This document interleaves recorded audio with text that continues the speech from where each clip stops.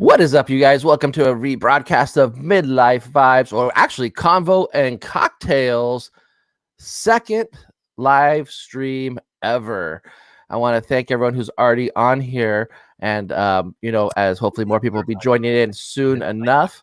So I want to just thank you guys for joining us, and I will get right to it. And I will be introducing our guest tonight on Convo and Cocktails. And that would be Michael from Timeout with Michael and Tony. Welcome, Michael. How you doing? Hi, everybody. Everyone in the chat, make sure you say hi. I'm hearing a little bit of echo on your end, Michael. Turn it off.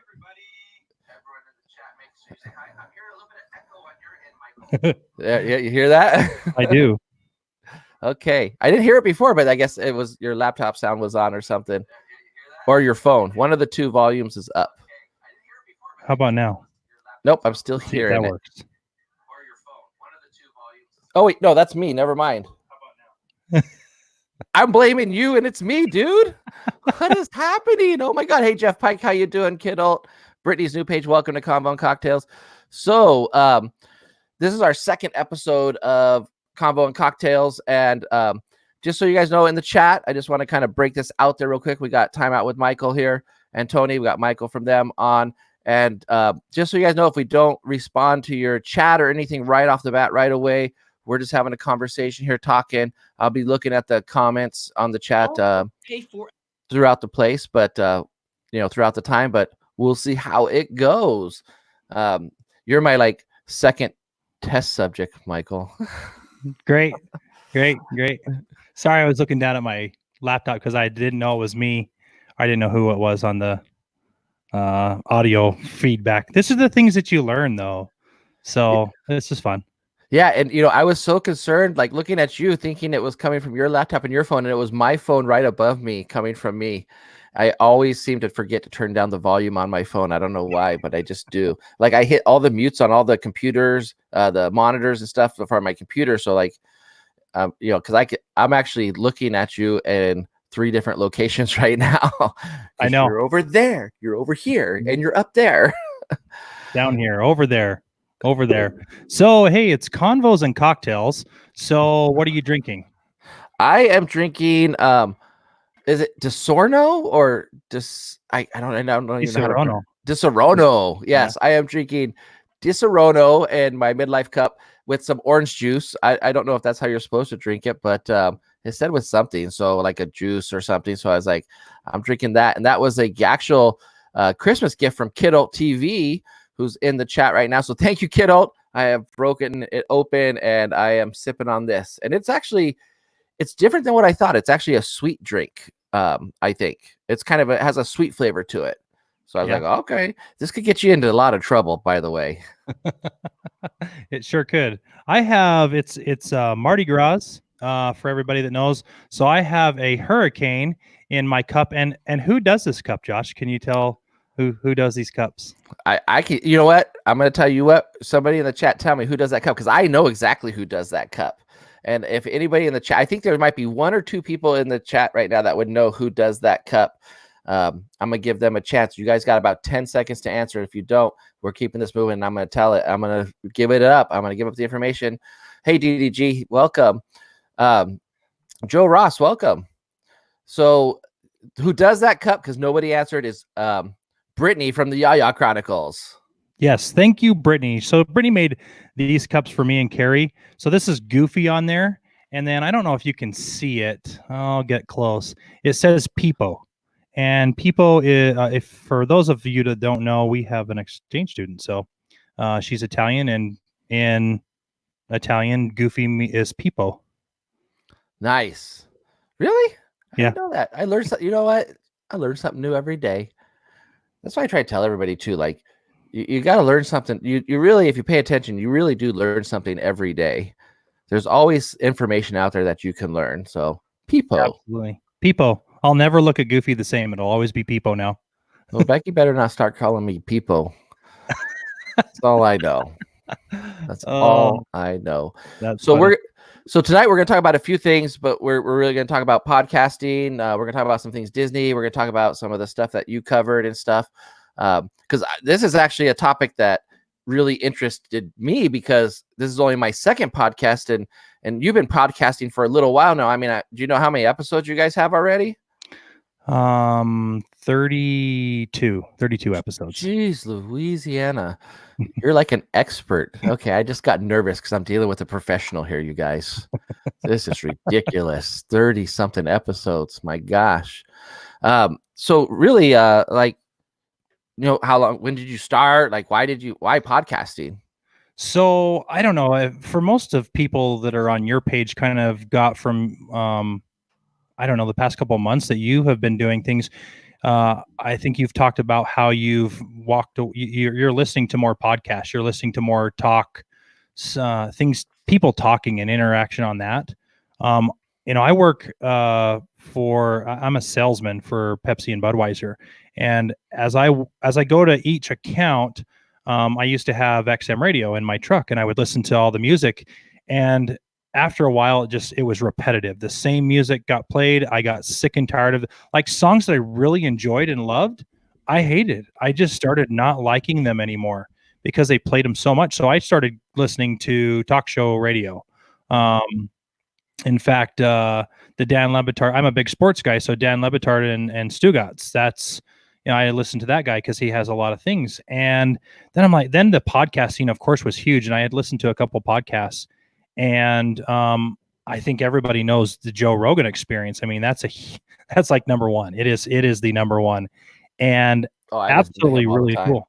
Yeah, he's just got great content. Like he has no, like, people have true crime and people have sport. I mean, Joe Rogan covers everything, and so that's one of those things that I thought, I talk a lot, and that's all I do in my job is talk. So why not have a podcast? And then I started thinking about this. This is we started our podcast in October of last year. And I've been thinking about it for about a year previous to that. And of course, we're big Disney fanatics. So, and the YouTube thing is a huge thing in the world right now. So you start watching YouTube stuff, and in my recommendations, I stumble across some Disney stuff, and these guys, Midlife Vibes. I'm like, oh, cool. They got some Disney content. Let's look at them. Let's check them out. And then I just fell in love. I'm like, oh, this is so cool. And then I have a couple other people, and I thought I could do this. This would be easy to do. So why not jump on my own podcast? So I started talking with a couple of coworkers, and I'm like, let's do a podcast. And they're like, okay, let's do a podcast. And they kind of went their separate ways. And here I am stuck. Like, I was like, I want to do a podcast. Like, yeah, please. I didn't want to build a snowman, but I wanted to build a podcast. I'm always going to throw Disney references in there, just so you know. Russell would love you for that. So, anyway, I finally just talked to my wife, and I said, look, I'm going to do a podcast. And she's like, okay, go for it. I mean, why not? Yeah. And so I started researching a little bit more, and looked for equipment, looked for what I needed to have for a podcast, and just kind of started there. And first you need a microphone. So we obviously needed to get that. How do you set your microphone up? How do you want it to be? Does it set on a desk? Does it have an arm like this? Is it a USB mic? Is it a plug-in mic? I mean, there are so many different things. And actually on Amazon, they have little kits that you can put together, as far as they have a soundboard. They have, I don't know if you can see it. Let me. Okay, got it. Okay. That little guy, that runs all of our headphones and set up there. You obviously have to have a laptop or a computer to run off of it. You don't have to. A lot of people run off their cell phones. Mm-hmm. You can have if you have a laptop and a setup like this, you can have a soundboard. Wait, so you can, sorry, I was going to interrupt because I have questions, and I'm like, I don't want to lose it and I'll forget it. So like that device that you showed, like you can get an adapter or something and plug it into your cell phone and have multiple mics going to your cell phone?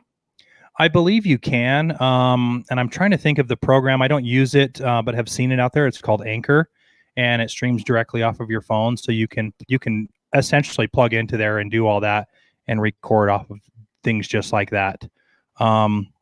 Again, they have multiple devices out there. There's this one device this guy has, and he literally puts it on his steering wheel, and it's like an old desk, and he's got a microphone and a recording device, and it streams right through his phone. It's really cool. So there are a lot of endless possibilities. So if you're looking at trying to get into a podcast, or that's what you want to do, you know, do a little bit of research on what you want to do, and they do have that on. You just type in Google how to podcast, and it's right there. It helps you out a little bit. Yeah.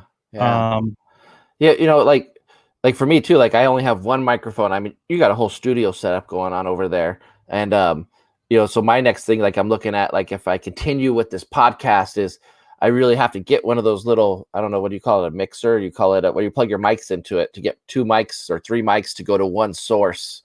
yeah. That's kind of the next thing. So that way, you know, when Becky joins me here, or if I have people live in studio, like I call the studio, it's my bedroom, guys, just so you know. He's actually in the studio. I'm in like a corner in my bedroom. But like I can, you know, then have multiple mics, because I think the sound is better when each person has their own mic, right? Yeah, I mean, essentially it is, because we started, and hey, don't feel bad. You're like way more famous than I am, and yes, you What? You're crazy, and, dude. and Silver Cyril is like way more famous than all of us. Yeah, that's true. But I started up in my second story of my house, and if you go back to my episodes on Hushka, is that how you I've never know how to say it. I say Hushka. I think that Hushka? like you know, that's how I say it. Like, and there it is right there. Like, so if you went to Timeout with Michael and Tony's Hushka page, I think you just have to actually Google Timeout with Michael and Tony Hushka, and you pop up. That's how I got it right there. So if you go back to like the first, I want to say it's the first 5 episodes, like again, if you look at my very first episode, it was Disneyland tips and tricks, because we love going to Disneyland, and all these people in Evanston were like, Michael, you're like the expert on Disneyland. What do we do? How do we do? And I'm like, I should just like put out like a little disclaimer or a live video on Facebook. But then of course podcast came through. Yeah. So we did a little thing like that on things that we've done, and you can hear the sound quality, the difference in sound quality from there to here into a studio is astronomical. So if you want good, I mean, you don't have to have, like, we have a mixer board in here that can connect 8 mics and 8 headphones. That's crazy. And so we only have 4 right now in our studio, but again, like the difference in sound from where I started to now is, go listen to the first or 2 episodes, and you can just tell, like, we have soundproof, I don't even know what you would call it. It's like we have dampering or something. Yeah, dampering that's on the ceiling. So it does, like, I'm in an old building. I think this building was like built in the 1800s. Wow. And the acoustics are crazy in here. So we had like these little backdrops behind me. Those are sound dampering things. So we also have sound dampering things up there, and then we have one on the roof. So again, the sound just stays right here. As you said, as you talk with one, you can hear, I think I had a mic straight across from somebody, and so their mic was bouncing off of my mic was bouncing off of theirs. The sound was just, it wasn't great. And so a guy reached out to me and said, hey, I have a studio. Why don't you come in here and do this? I'm like, really? Okay. I'll do that. What do I need to do? And he's like, bring your stuff and do it. And I'm like, I'm in. Cool. You're like, yeah, I'll do it. That's awesome though. Like somebody just like says like, yeah, come use a studio. Yep. Drama City Productions, Ben, he does this, and you know, his content is a lot different than mine, but he invited us here. So I was like, absolutely, you know, what do we got to do? And he's like, just help out with things. And that's kind of what we do. So yeah.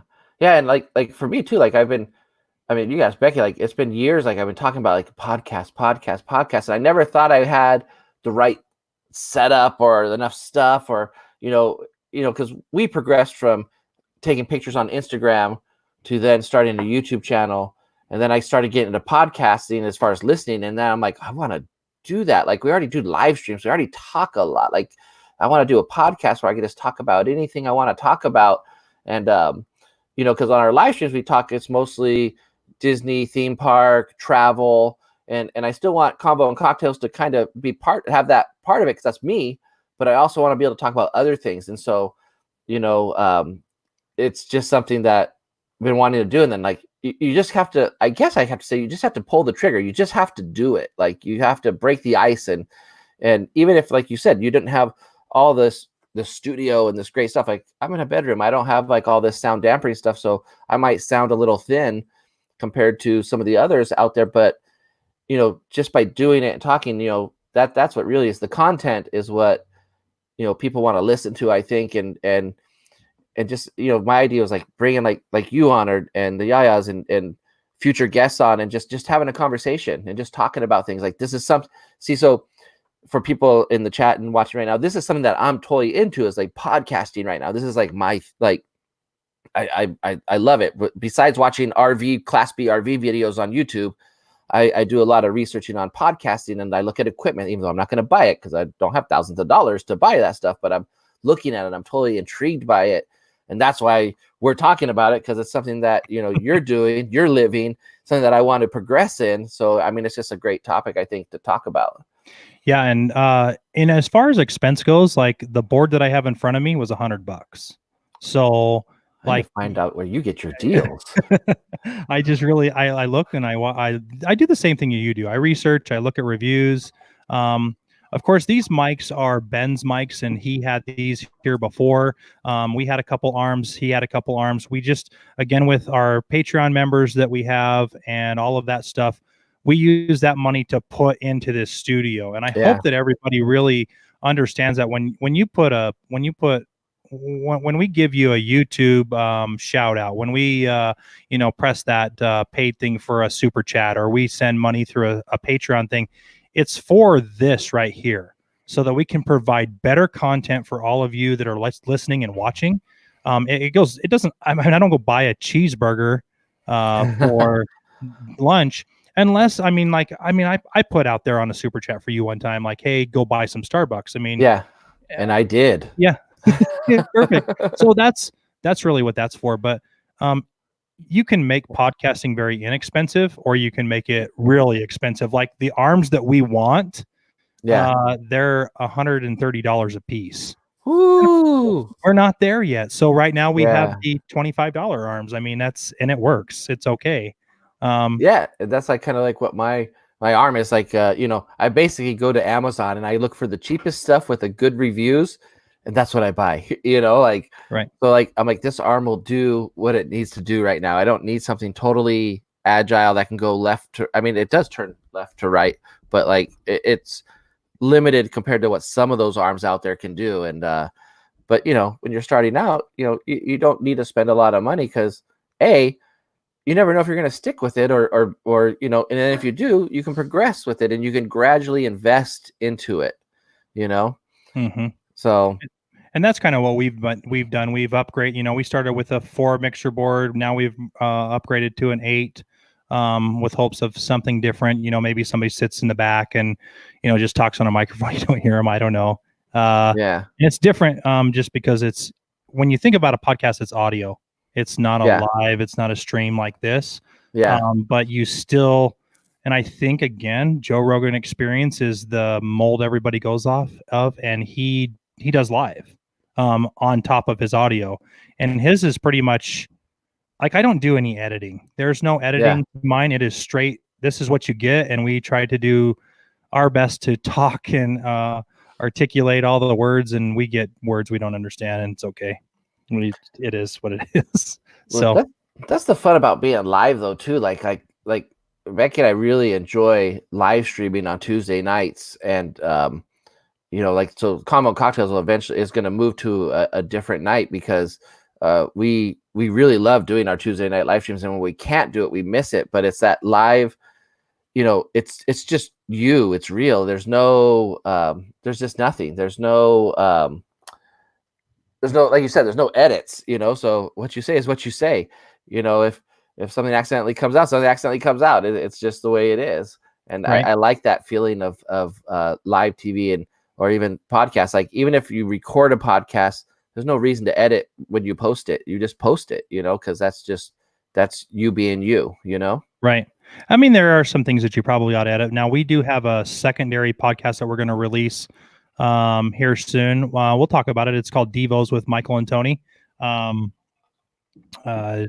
So it's just a daily devotional that we're going to throw out there, and it's just going to be added content, and it's like 10-15 minutes, and we have stopped and redone things there, but it's just a small thing, so it works really well. Hold on. Becky decided to turn on the TV during the I get it. She's blushing over there. Okay. Yeah, it's fine. Yeah, it's now I'm totally lost, man. I was just like distracted with the TV and So a couple things more on podcasts. So I've again something that is really came to light for me and Tony during this podcast adventure is having an agenda. And so I know I keep looking down here at my phone because that's my agenda and it keeps me on track, at least for the most part. So you want to try to stay on track with your podcast and what you're doing. And because then you don't get lost and then you don't get sidetracked. Yeah, sidetracked. So that's so hard for me too. Like because I'm so used to like when we do our live streams, there's not a lot of prep work in it. There's topics. Mm-hmm. Sometimes there's visuals, so I have to prep that. But when it comes to the talking points, we really go on the fly. And I think when we were talking before this, like you're like I have some talking points, or you called it a certain thing, and I can't remember what you called it. But I was like, yeah, that'd probably be pretty smart to do. I know, but if you watch your live stream that you have on Tuesdays, that's not this with Midlife Vibes, you do kind of have an agenda. You do have it's been replayed over in your mind, and let me tell you, since you messaged me about this, I have replayed this several times in my mind and redone this agenda, fixed it, changed it. What can we do? How can we make this good? How is everybody going to like it? So I think that's as you do a podcast, if you're going to get into podcasting, make it a small agenda, and you can go off on tangents, and you can I don't even know what the word is called, but you can go off on what you need to do. But it's nice to be able to just have that agenda in front of you. So if you go off topic, if you go off into the side world, you can come right back and go, oh, okay, yep, I didn't talk about that. Because again, a lot of times when you have your agenda, that we've noticed too, there's something we have not put in there. And as we talk and as we bounce things off with each other, we come up with some new stuff. So it kind of helps. And we usually, we do have that filler into our agenda. So that's nice. Yeah, and I like the free format too. That's kind of like the way I like being able, like you said, you can go off, and that's something that I like about like when we do live streams and stuff. Like we can think that we're going to talk about this and go this direction, and we do. But then, like, depending on the chat and how everything goes, like, we just swerve, all over the place. We're going down this windy road that was supposed to be straight, and then we're, like, all over the place. But I think that's just because we're talking about what we want to talk about. But I like the agenda part, too, because then, like, when that ends, you have, like you said, you have something to go back to because, because sometimes when that ends, if you have nothing to go back to, you're like, okay, what do we talk about now? Somebody leave a comment. Somebody please chat. Hey, Kilt Guy, how you doing? Kelly Brown Jones, welcome. Sorry, I'm just randomly throwing out some names there from people joining in on the chat. So I agree with you, and that's kind of like I think with Becky. Most of the time, we try to have 2 or 3 things to talk about because that'll get us through the hour. Because we know we're gonna go. We actually pretty much know we're going to swerve off track. We know someone's going to say something in the chat and we're going to be like, oh yeah, blah, blah, blah. And then we're like totally off topic. And like the title of the video is like useless now because we didn't even talk about it. But it's okay. It's a live stream. That's what we do. And with the podcast, I kind of want to be more structured. Like I really want to talk about like podcasting right now and some other things that we're going to talk about. And I don't mind going off though, as long as we Mhm. come back to it, because there's Come things back to that that's my trouble. You got to keep me on track, because my trouble is coming back to it. Because like once I go off, or I have too many cocktails, then I'm like Yeah. and it's out of control. So when you think about your, I guess, your podcast, and where you want to go with this, do you have a topic in mind? Do you know, like, even when you do your live stream, do you know what you want to do and what you want to talk about as far as things? Yeah, and it changes actually by the day. Like today, like I just told you, we're adding something because there was a big change in the Disney Corporation today. Yeah. They changed CEOs, and so that was like, okay, we can throw that at the end of this and talk about that and how that makes us feel and what do we think how that's gonna affect the parks and stuff.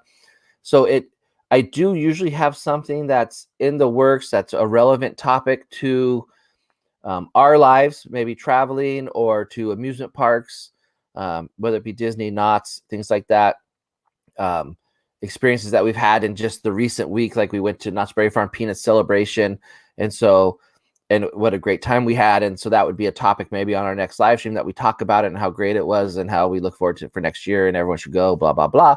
But yeah, we do have an agenda. We do have like things that we want to talk about, but it changes. Like you have to, I guess for me, I feel like I have to be willing to let it change, because I want it to be relevant. Since it is live, people are wanting to talk about what is happening at that moment, Right.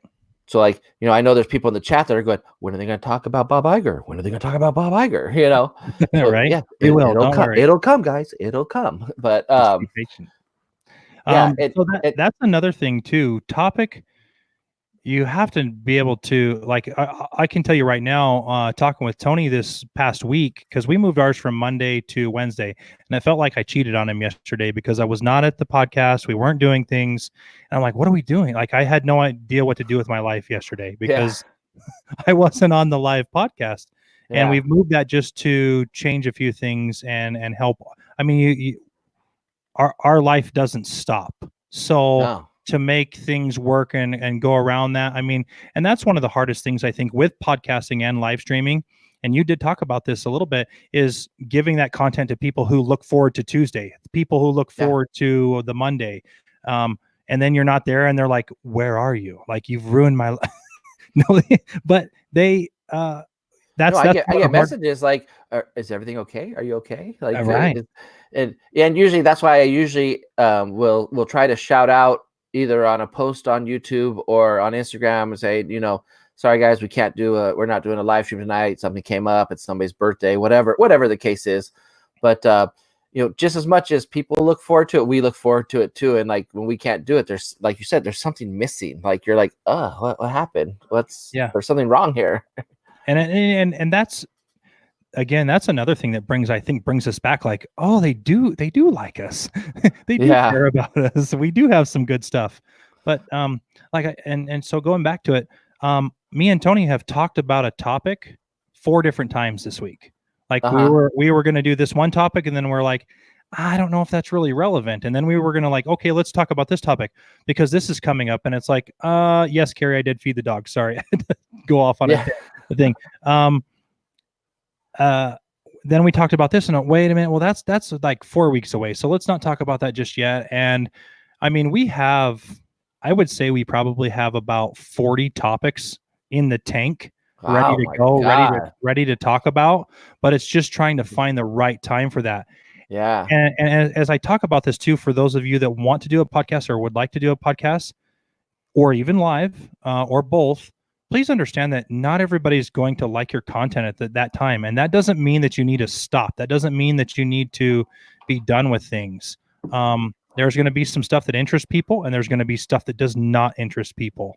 But that doesn't mean to stop doing what you're doing because you don't get a good following, and you're going to have to tweak it. You're going to have to look at times. You're going to have to look at, like, analytics is a big thing for us. And Tony is an analytic person.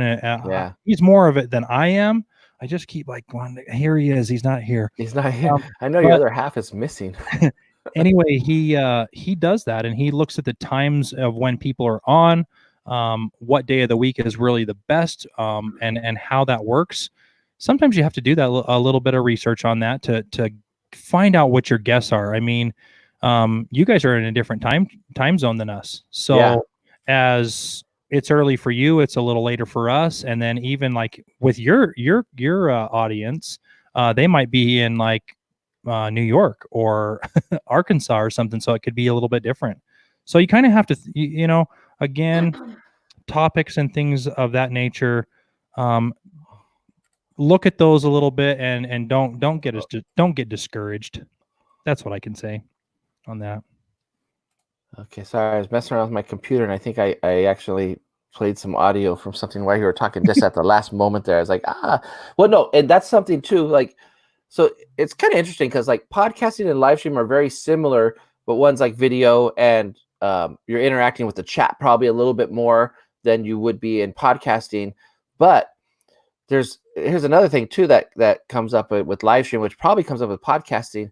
Sometimes there's topics that you think are just gonna pop, that are just you're just gonna like, wow, and then it doesn't do so good, and so you're like, wow, what happened there? Or like even shooting videos for YouTube, like for me, like there's certain things that I'm like, this video is gonna blow up, this video is gonna hit, this is gonna be a good one, and then it does horrible, and I'm like, oh, that was weird. But it's hard not to be like, what did I do wrong type of mentality. But I've kind of learned to be like, you know what, I put out a video, not everyone's going to like it. Some people are. Maybe it was just the timing, or maybe because timing is a big thing too, especially when it comes to theme parks and things like that. Like this Friday, I'm taking off Friday for the Magic Happens Disneyland parade, the new parade, because I want to get the content out first. I want to be out there, right? Live streaming, videoing, all of it, so I can have it out there and bring it to everybody who's subscribed to the channel.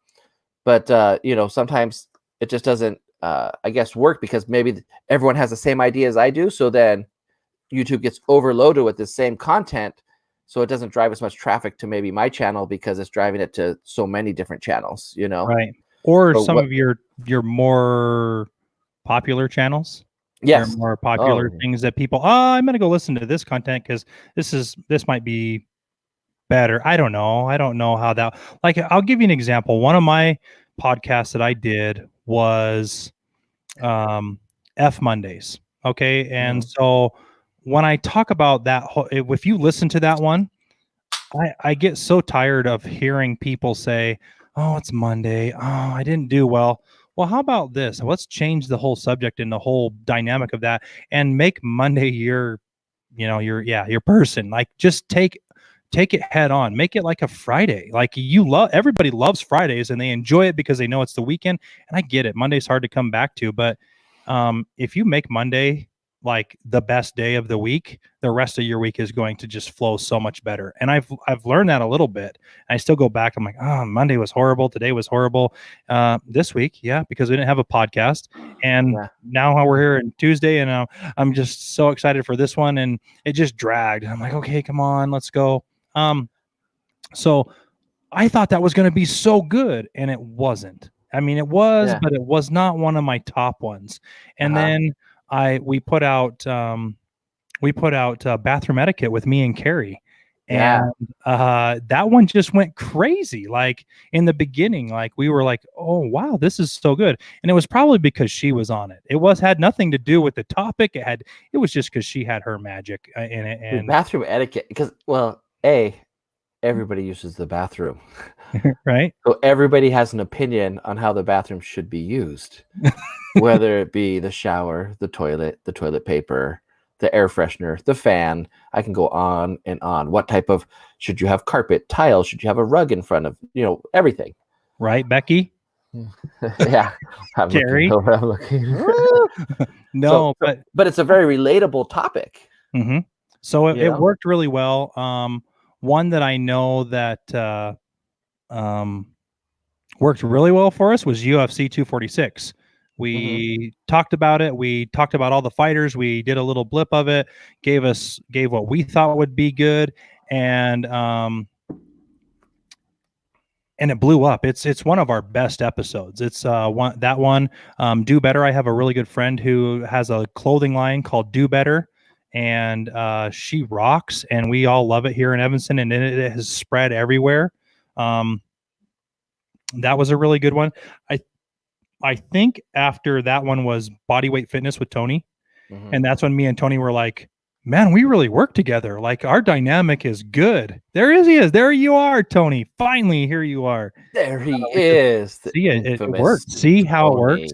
Like I only recognize him from the beard and the glasses. That's it. Otherwise, I'm like, who's this guy? Who's this guy? Yeah. So that dynamic worked so well, and we just looked at each other and said, "This is good. This really works." And so that leads me into my next thing. Like, do you do this solo or do you do this with a partnership? And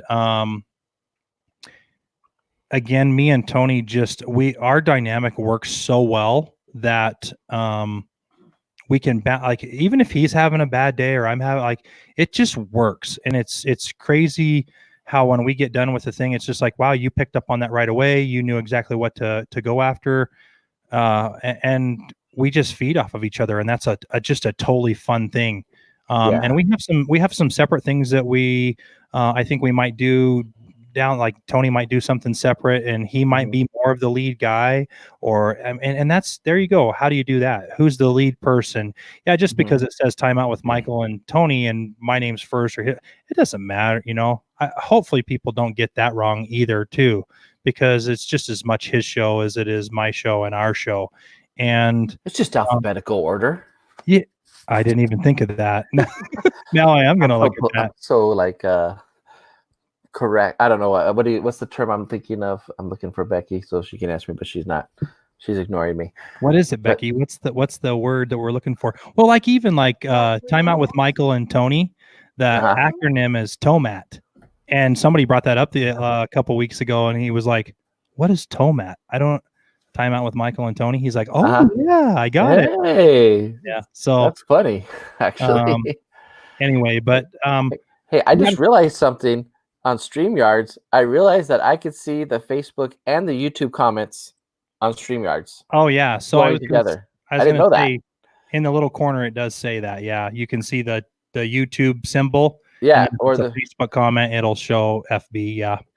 And I noticed that because when Tony jumped on, I was looking at my phone, which is on YouTube. And so I was like, why is this comment not there? I don't see it there. Then I just looked at it. Man, I just learned something new today. Remember, I said you learn something new every day? I learned multiple things tonight so far. This is craziness right now. So there again, okay, well, now let's see, it's flowing. This is good. It rolls right into the next topic, audio and visual. So something that we've learned over the past couple shows is one of them was craziest things to buy on Amazon.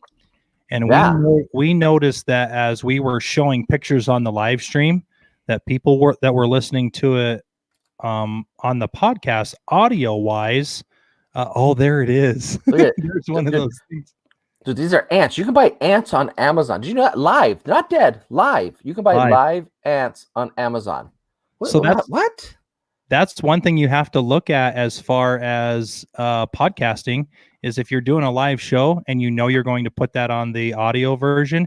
I need to now describe that what we're looking at on the screen for those people that are listening to the podcast is tubes of ants and little ants crawling around. And we didn't realize that. You know where I learned something like that's similar to that is when you're live streaming on YouTube, when people are watching the rebroadcast of it, they're not watching the live version. They're just watching a replay of it.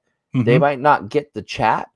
And so if you're responding to a question in the chat, you have to state the question first, or you have to state the statement first that you're answering or talking about, because otherwise people are like, what is that person? What is he talking about? Why is he saying that? Yeah. So kind of a similar situation, I guess. Yeah. So that's one of the things. So now moving into that as well, we put Carrie and Kayla on as mods so that they can talk. So now that we get further into this and we get more subscribers and more watchers and things like that, it is so, and I think you could probably relate to this. It is so hard to get into the topic and get going and rolling, and everything's going, and 15 comments. Like I'm looking at it right now, 15 comments roll down, and I'm like, okay, what did they say? What did they say? What did they say? Okay, we're good. So we have, like a moderator or even like a producer that can answer those questions or like say things for us that we might miss. And we don't mean to do that. Yeah. That is not us being rude or not trying to answer you. So I mean, if you really have a serious question or you have a serious comment and we don't answer it, throw it up there 2 or 3 times and we'll finally get to it. Becky's awesome at that though. Becky is good at like looking back at some of those different comments and going back to it. So, props to Becky for doing that. And we have taken note from that. And now Kayla and Carrie are trying to watch that as well. So. And just for everybody in the chat, you guys, just so you know, we haven't been engaging with you guys as much because we're kind of breaking into a little bit of podcast format, and I'm trying some things and stuff. And because usually on our live streams on Tuesday night, we're very engaged in the chat a lot, because that's I lost my train of thought. I do this a lot. I just lose my train of thought just in the middle of a sentence. I'm like, oh, what am I talking about? I'm just having cocktails. Yeah. No, but like, so tonight, you guys, so don't think we're ignoring you guys. We are, I am looking at your chats and stuff, but I'm trying to keep the conversation going of what we're talking. I'm getting a little feedback. I don't know where that was from.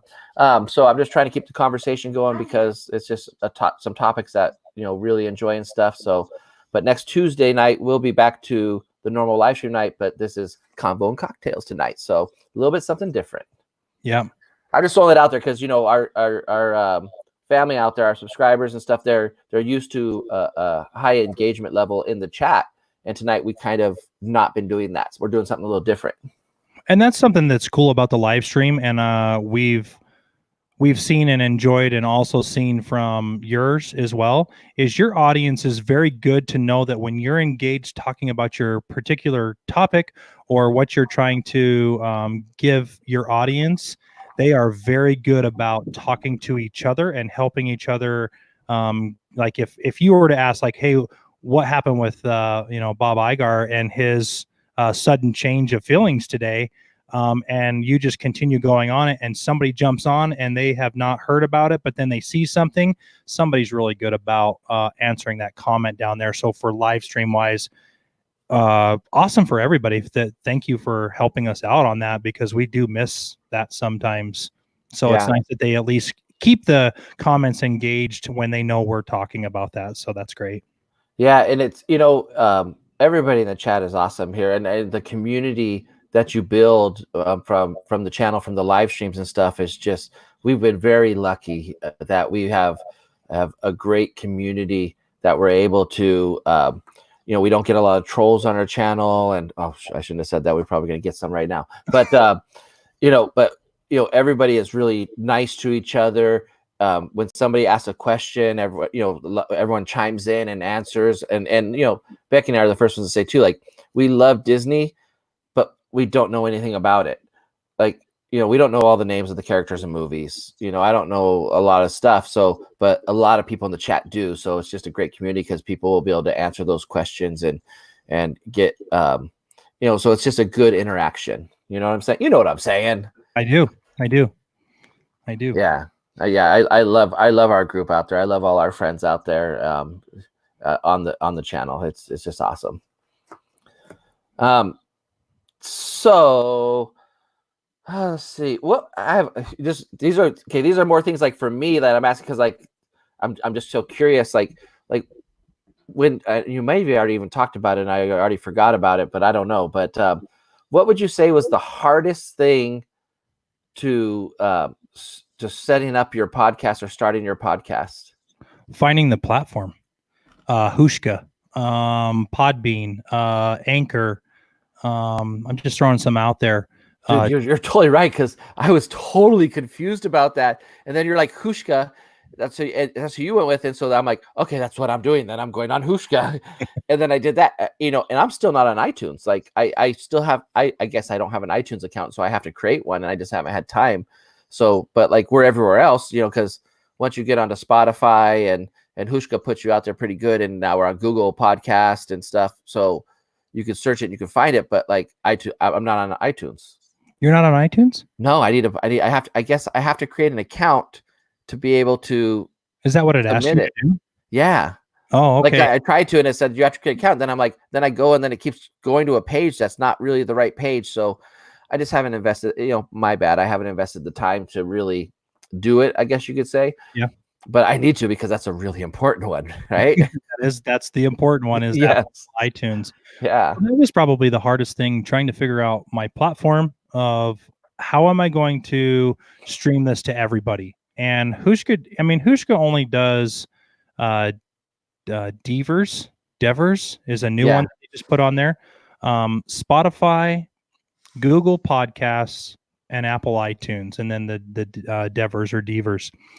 You can go out and find those other ones like Podbean and iHeartRadio, and then those, and you can submit your URLs to them, and they will eventually add you to their stuff.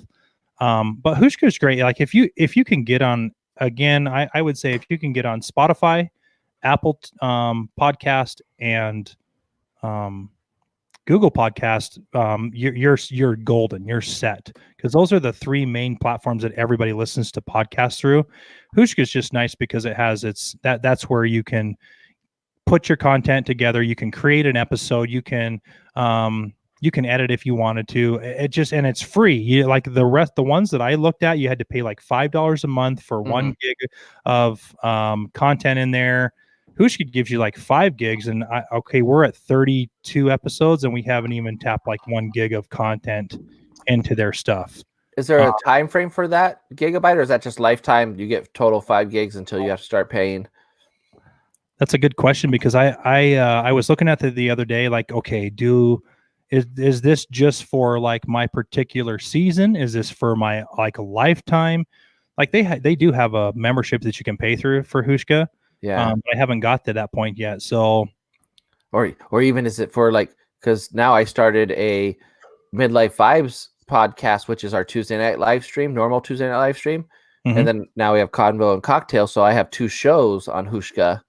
And so because I was like, I might as well just throw up the Tuesday night live streams too. It's not once you've created your stuff, then it becomes a little bit easier to do it. And you learn the navigation of it, I guess you could say. But yeah, so now I'm like, I got 2 podcasts now. Look at me, but 2 people have listened, but hey. And that's the same with our Devos one that's coming out shortly. We're just looking for where we have to have a logo Okay. in our Signia, which we've gone back and forth with that too. Like, do we change it? Should we do this? And again, you'll see it's going to be pretty cool with that. And then we even have another one. We have a third one. Tony, if you're watching and listening, let me know if I can tell them about it. About what our third idea is going to be, or if you want to save that for later, we can do that too. But there's lots of things you can do, and lots you can go. So I would say the hardest thing probably right there was, again, I researched it so much on Google to find that. And then Ben, thank you from Ben from Jordan City Productions. He's like, I use this thing called Hushka, and I've tried other things, Odyssey and some other ones, and this is the one I found is to be the best. I really like it because it also has insights on it, where it tells you what your top listen is, where they're listening from. Like, we have people listening in Australia, we have people listening in India, and it'll tell you like where they're at, and that's so good. I love analytics. Like I'm with Tony on analytics. Like I like seeing like obviously for like us, like on our YouTube channel stuff too, like most of the people are in the United States, but then when you see like, we got like this % are listening from England, and like India, like they're like, I guess that's cool that and then sometimes we had somebody from, where was it? I was like, oh my gosh, that's so crazy. Like that's across the world, that they're watching the video or they're on the live stream, but it's cool to be able to see that where your reach is at. Yeah. So that's, and even if they just listen one time, that's cool. I'll take a listen from Antarctica. I don't think there is any, but that would be cool. Yeah. Right. So Tony said I could go ahead and share that. So we're going to do a mobile podcast. So, and that will be more like your Convo and Cocktails, where we have once a month, we're going to go out and do like a mobile on-site live podcast. Like we have a farmer's market here. So we're going to jump down to the farmer's market and just have the podcast, and you might see some people jump on and, jump on the mic and go. And we're working on that as we speak to have that ready to go for this summer. It's too cold right now to do one of those outside. I guess we could do one inside too, but we're still trying to work out all the bugs. We gotta. That's interesting. Not perfect this one, but we want to make sure that we've covered all of our bases to make sure that this one works and we're golden here. So then would like the topics be based on where you're at? Mm-hmm. Yep. So okay, so that's cool. I mean that adds a lot of variety and change to or different dynamic, I guess you could say, to it for sure. Right. When we've actually watched a couple live streams, and it will change a little bit. I mean, probably the video won't be as good, and the audio is not going to be as superb, because we're not rich and we can't afford all I think the one microphone and recording audio device that makes that mobile podcast like amazing was like $3,500. Wow. So please subscribe to Patreon and we can know. Yeah, geez, Louisiana. But you know what? This is what I tell. I know podcast is a little bit different because audio quality is really important, but this is what I tell people who are starting out on YouTube and stuff, is that it's about the content that you put out first. Mm-hmm. You want decent quality, but if you could have the best quality in the world, but if you don't have good content or content that people want to watch, then it doesn't matter. Yeah, you could have the best stuff in the world and it doesn't. Yeah. So I'm like, so I tell people like that ask like, oh, so what camera do you use? And what did you just, I said, do you have a cell phone?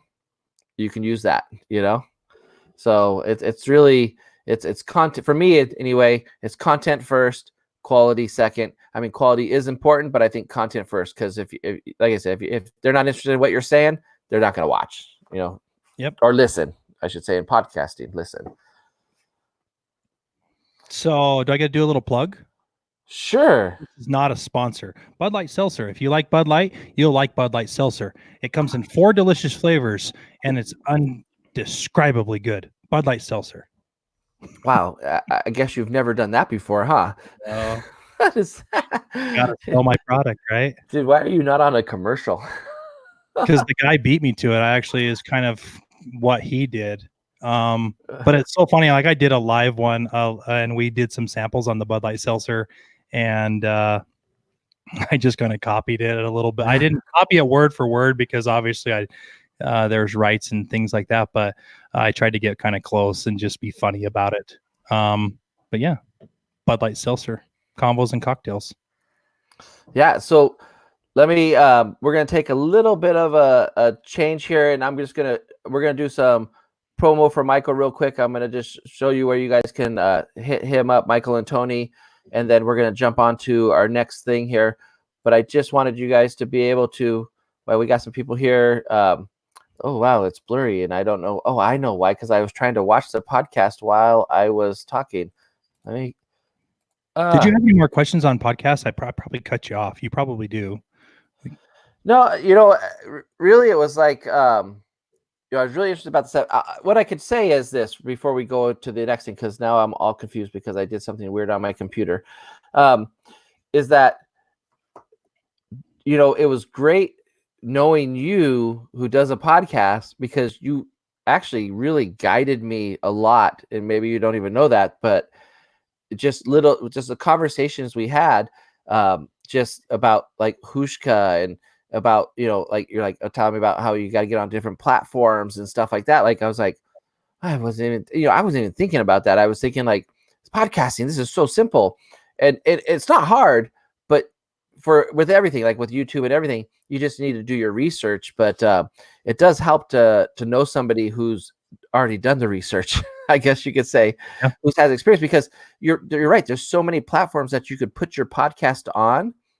And there's ones that are free, and there's ones that charge money, and there's all these things. And like Hushka, like I would have never. Who's going to think of that name? That's such a weird name, right?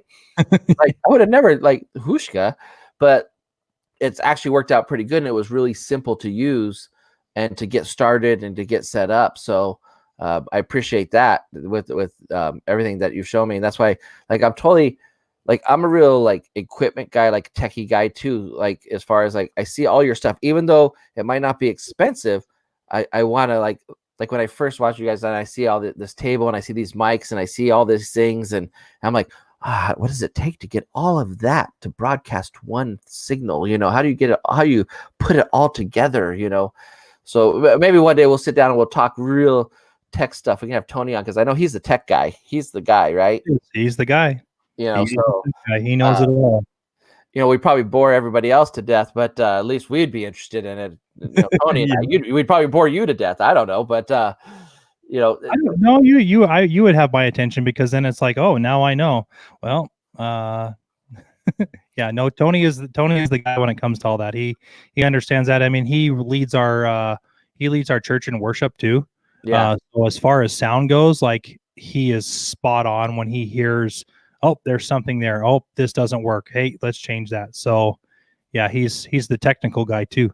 I just talk. I'm here to look good and talk. No, I'm just here to talk. You know, I think we're like, because I was just telling somebody else, I was like, yep, I'm just the good looking one. And then they laughed in my face, of course. But, you know, that's what I'm just the good looking. In my mind, I'm the good looking one. Becky rolls her eyes, but I'm the good looking one, you know? Right. So, yeah. It's just well, you know, Tony's got that beard, like, and he gets drowned in the mic. And I need to get him a mic flag too. I have 3 more of these for our mics, but I only have 1, and I got to change the symbol. Yeah. Yes, I am excited to meet you too, and I'm going to show you how horrible I am at pew pew pew. Yeah, it's Jeff Pike right there. I just have to say that I definitely, you know, we had a blast with Jeff and Lisa recently, and you know, just super cool guy and gal, and just fun to hang out with. So, you know, yeah, you would actually really like Jeff Pike. I am excited. So we were going to have my brother and his wife come too. We're going to have a baby. Hey, congratulations, Luke and Savannah, having a baby. And they wanted to get down there early before the baby, and we were all set to go. We all have flex passes, and unfortunately, his self did not book his Saturday. Oh, so, fortunately, he is not going to make it Saturday, but he'll be down there Thursday, Friday, and Sunday. We'll get into that later. Okay, so hey, so Saturday is the day we're going on Rise of the Resistance. Correct. And Friday, we're going to go get more cocktails and food at the Wine and Food Festival. The Food and Wine Festival there. I don't know if you guys are available, but we're available Friday and Saturday. So I believe Friday I have to work, but Saturday I'm definitely that's the day for sure. And with the way I've been, okay, I don't want to jinx it. I need wood. I'm gonna knock on wood. The last 3 boarding groups for Rise of the Resistance, I've gotten group 14, 13, and 11. So I think I have it down, and I think I know. I think my phone is synced into Disney time because I've done the same thing those 3 times, and every time it's been under 20. Perfect. So I'm just like, I'm giving you all my passes, and you can book them all. all. And the last group we had 8 people on there, so it was a pretty big group. So because sometimes people say that the bigger the group, the harder it is to get the smaller, the earlier boarding groups. So I was like, no, I don't think so, because we had 8 and we got 11. That was my record, was boarding group 11. Yeah, Jeff, he did get a reservation for DCA, so he'll be in DCA on Saturday. And I have both parks, so we might still meet up with my brother and his wife over in DCA. We'll see. Yeah. Oh yeah. So that's cool. That's cool. It's all about the mountain challenge and Rise of the Resistance. Oh my gosh, if it's raining again, I'm gonna fall on my behind again. Jeff, I hope you can keep up. Dude, Jeff's a machine, dude. Nobody can keep up with Jeff. I'm just gonna tell you right now. Like, I don't know if you know. Luke has given me some insight, and I will share that with both of you on how to make that. What did you do, Jeff? 52 minutes, 48 minutes. What was it? I think you did 48 minutes. Jeff, right? You did 48 minutes, and it was at night. Luke thinks we can make it in 41 minutes. You realize there's 4 rides. Correct. Yep. He's already okay. put it all together. That's 10-minute and 15 seconds per ride, or 12 seconds per ride. That, or I mean, 10 minutes, 12 seconds per ride. That's with walking time. Splash Mountain is like an 8-minute ride. Yeah. Oh my! And you can't run. There's no running allowed in Disneyland. Correct. You have to walk fast. Oh yeah, I've never seen anybody walk. Okay, hold on. Becky's smashing her hand to say, "So Mountain Challenge, let's go 48 minutes." Is that the comment? Which one are you looking at? I want Mike to read my comment about the reservation. Okay. Mike, Becky wants you to read her comment about the reservation. Is that happened to my friend? She had to cancel her reservation, then schedule. Okay, I'll post it up there. Yeah. So he every day he goes and looks to see if he can have the reservation for both parks. He looks every single day. He's a dork. Now, I'm just gonna say this. I don't know if Carrie is just saying this because that there might be a little favoritism going on here, but she says you can keep up with Jeff. Yeah, I'm pretty sure I can keep up with Jeff, and I'm gonna push Jeff harder than he was pushing. I can't keep up with Jeff, and I definitely didn't push Jeff. I was like dead weight. That's all I know. I was like dead weight for sure. We're gonna beat the 48 minutes, Jeff. I promise. Dude, I'm gonna shatter it. Okay, I'm gonna tell you, man. I'm gonna tell you that I thought I was like, first I was like, dude, under an hour, no problem. This is simple. Under 15 minutes, that should be no problem. This should be good. You just have a plan, you have a strategy, you just execute it, no problem. Well, there was a problem. It's hard, man. It is hard. Like, dude, one thing goes wrong, you're done. You're done. If one thing goes wrong, like that morning, if for some reason everyone decides to go to Big Thunder and you have to wait, you're screwed. You're done. What happened? Sorry, I'm laughing at Carrie's comment, the last one. You have not seen Michael walk, or which one? Oh no, it's not favoritism. Michael walks like someone lit his ass on fire. Okay, well, basically, it's like if Carrie's yelling at you, you're running. I'm just telling you, they disliked me the first 2 years of Disney because I was like, look, we have to go. Come on. And then this is before they had Max Pass, and you actually had to go get a Fast Pass at the kiosk. And we had 4 days to see Disneyland and DCA. And it's like, let's go. It's 8:00. We need to be on Space Mountain, Buzz Lightyear, and Star Tours before 8:30. Let's go. So the question, so you guys will have Max Pass then? We do now, yeah. Okay. And it's a lot. And Carrie loves that because she's like, now you don't push me. Now you don't push me. Yeah. Like we can get on every single e-ticket ride. Plus, I mean, we can get on pretty much every ride in one day of Disneyland with the Max, because we have Max Pass. That is the only, being able to book a Fast Pass in a ride after you book a ride makes it so much easier. And that's just, and again, you guys, okay, let's talk about that in the end of the part, because we will get to the Disney stuff. Yeah. I know. We just went off on a total tangent right there. Yeah. So there are some advantages, but where Becky's gonna yell at me, I know. Okay. So so I think for podcasts, I think we really covered a lot of things, and I mean, we could probably go on for another hour if we really wanted to, but that's I don't want to bore everybody else to death, but it's something that's really interesting to me, and I'm sure there's interesting things that people are interested in that for sure. I'll tell you this, those of you watching that are on Josh's stuff, and he's going to throw up some things for us. If you guys are interested in podcasting, and that's something that's serious, and I know Josh is wanting to know a lot more, Tony and I will do a podcast night to talk about podcasts and how to do it, what to do, all the ins and outs that we know of. I mean, we're not experts, but we do know a little bit that makes it work and what makes it tick and all of that. Go like our Facebook page, like our subscribe to our YouTube page. Right there, Tony. Timeout with Michael and Tony.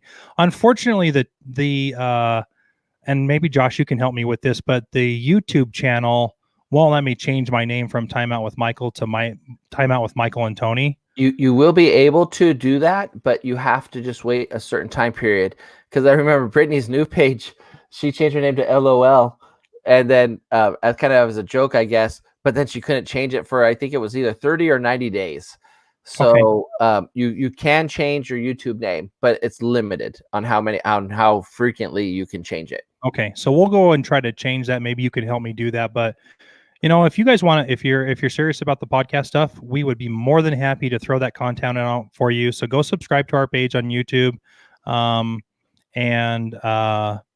Facebook, and we will throw it out there on a live stream, and then you can listen to it on Apple Podcast and Spotify, iHeartRadio, Hushka. It'll be out there for you. Yeah, and then also, if you wanted, it. I mean, you guys probably have one of the best logos I've seen out there. I really dig on that logo a lot, actually. So if you check them out on Spreadshirt, they got all sorts of cool merch on Spreadshirt and stuff. I actually like the my favorite logo is the I don't know, what color is that? Where's the blue one at? I don't know how to find it. There it is, right there. I like this. I like this one. Teal. Huh? Teal. Becky says it's teal. Is it teal? Maybe, yeah. Turquoise. I don't know. I don't know colors. I'm like blue, green, red. I'm basic. So, but this I love this logo right here. That was conceived in Peter Pan's flight. Really? Yep. That's awesome. I sent something to Kayla. I'm like, Kayla, man, I know you've been working on it hard. This is what we thought. This is what we come up with. And Kayla just started zipping out ideas to us while we were in Peter Pan's flight for the 90 minutes we had to wait for that. Yeah. And, yeah. See, Jeff Pike said aquamarine. Yeah, you guys in the chat, you guys, if you can, they're trying to boost up their YouTube numbers. So if you can subscribe to Time Out with Michael on YouTube, actually, I think if you just search Time Out with Michael, it should pop up. But now what the logo looks like, it's the right channel. So, and the link, and so also the link is in the description of this video on YouTube. So you can click on that link and it'll take you directly to their channel also. So all the links for everything is in the description down below, right down there, for all of their information. So if you guys want to check it out, because I know I'm just jumping through all these things right here. So, but just check it out down below and you'll be able to see it. Okay. So I did have a question before we get to like all the Disney stuff. I know everyone wants Disney, but so I pretty much have lived in Cali my whole life, and there's some people on here too who don't live in California, but I was curious to get an outsider's view on like what's like the like you're in Wyoming. Like, so in Cali, we like look at Wyoming. We're like, Wyoming? What's in Wyoming? There's nothing out there. But I know there's a lot. I'm just saying what this is how the general mentality of California, or at least Southern Californians, I should say. I should classify Southern Californians, because if you're way up Northern California, there's a lot of forest and stuff like that. But so you're looking at me. Oh. Becky's looking at me, so I'm looking at her, and she's like, "What do you look at me for?" There isn't anything in Wyoming. There isn't a sagebrush. That's it. Don't you have a beautiful national park over there? We have the first national park ever done. Yellowstone National Park. Yeah, and the only reason I know that is because I've been watching a lot of RVing videos lately, and so national park RVing, that just kind of goes hand in hand. It does. Yeah. Difference between Wyoming and California. You guys have cars. We do not. In fact, when we go to the border to go to Utah, Colorado, Nevada, Montana, we have to trade in our horse and buggies for a car. And then we're not Amish. But you would not believe how many people outside of Wyoming believe that story when I tell them. Really? They're like, they just look at you like so bewildered, like, are you kidding me? Like, you really do? It's so, and I don't stop. And you keep a straight face, huh? Just like I did on there, straight faced. And it's so fun my because God. they just believe you, because Wyoming is, I mean, okay, here's the thing. Where I live, it takes 8.5 minutes to get to our bowling alley. Now, Uh-huh. that is considered out of town. Oh, And really? so when people are like, you want to go bowling? Well, I don't, it's out of town. Okay, so for Josh to go bowling from where you live, where do you got to, how far do you have to drive? Well, it's probably 20 minutes, but it's probably a shorter distance. Yeah, but see, It's probably 20 minutes, but it's only a mile away. what blows my mind about the difference between California and No, I'm just kidding. There's a bowling alley actually 2 miles from my house. right, but it probably takes you a little bit long. I mean, okay, so let's I understand what you're saying, though. people in Utah, this is the best reference I can make, from Salt Lake City, and of course when you get into bigger cities, everything's spread out. So like Salt Lake City's right here, but then everything goes down this way. Well, Los Angeles is here and it goes down here. Anaheim's here. Okay. So in Wyoming, you have Evanston, and then 90 miles away is the next town, and there's nothing in between. Yeah, And that's definitely the weird part for me. Whenever I've gone to states outside of California, a lot of states, either be Colorado or Texas and stuff, that there's a lot of dead space. Like that's how I describe it, as dead space. And in Southern California, you're piled on top of each other from city to city to city. You cross the street, you're in a new city, and it's just, but you don't know that because it's just building. and you don't, we're now in what? We're in we're in Anaheim. Wait, we're in San Diego now? How did that happen? Yeah, like I guess over there, I guess you could say like, okay, I know I'm in this city because there's a big break in between before I get to the next city. There's just trees or cows, or I don't know what you got in Wyoming. You don't got kangaroos, but but just grassland. Yeah. So it's very different. Very different in that aspect. But one thing I have to say that from my experiences, and I don't know what's like over there, but people seem to be nicer outside of California. I'm glad you brought it up, because they are. Okay, you're all because they are. Well, thanks a lot. What's that saying about me? I'm from California, buddy. You do have some really good people in California, and you guys are one of them. And everybody that's on your page that we've been able to interact with are super awesome. Those are the people from out of state, by the way. No, Rosa, Juan, and I'm just kidding. Yaya, and those guys, all very nice. And I think that's why we linked onto you guys, because you guys are friendly people. Yeah. And I mean, you have to be guarded a little bit in this business. You've talked. Oh yeah.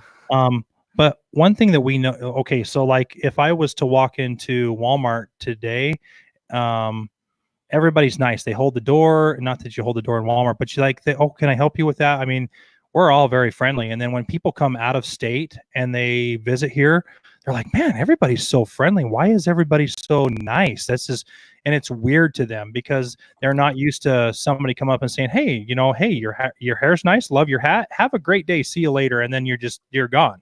That's all it is.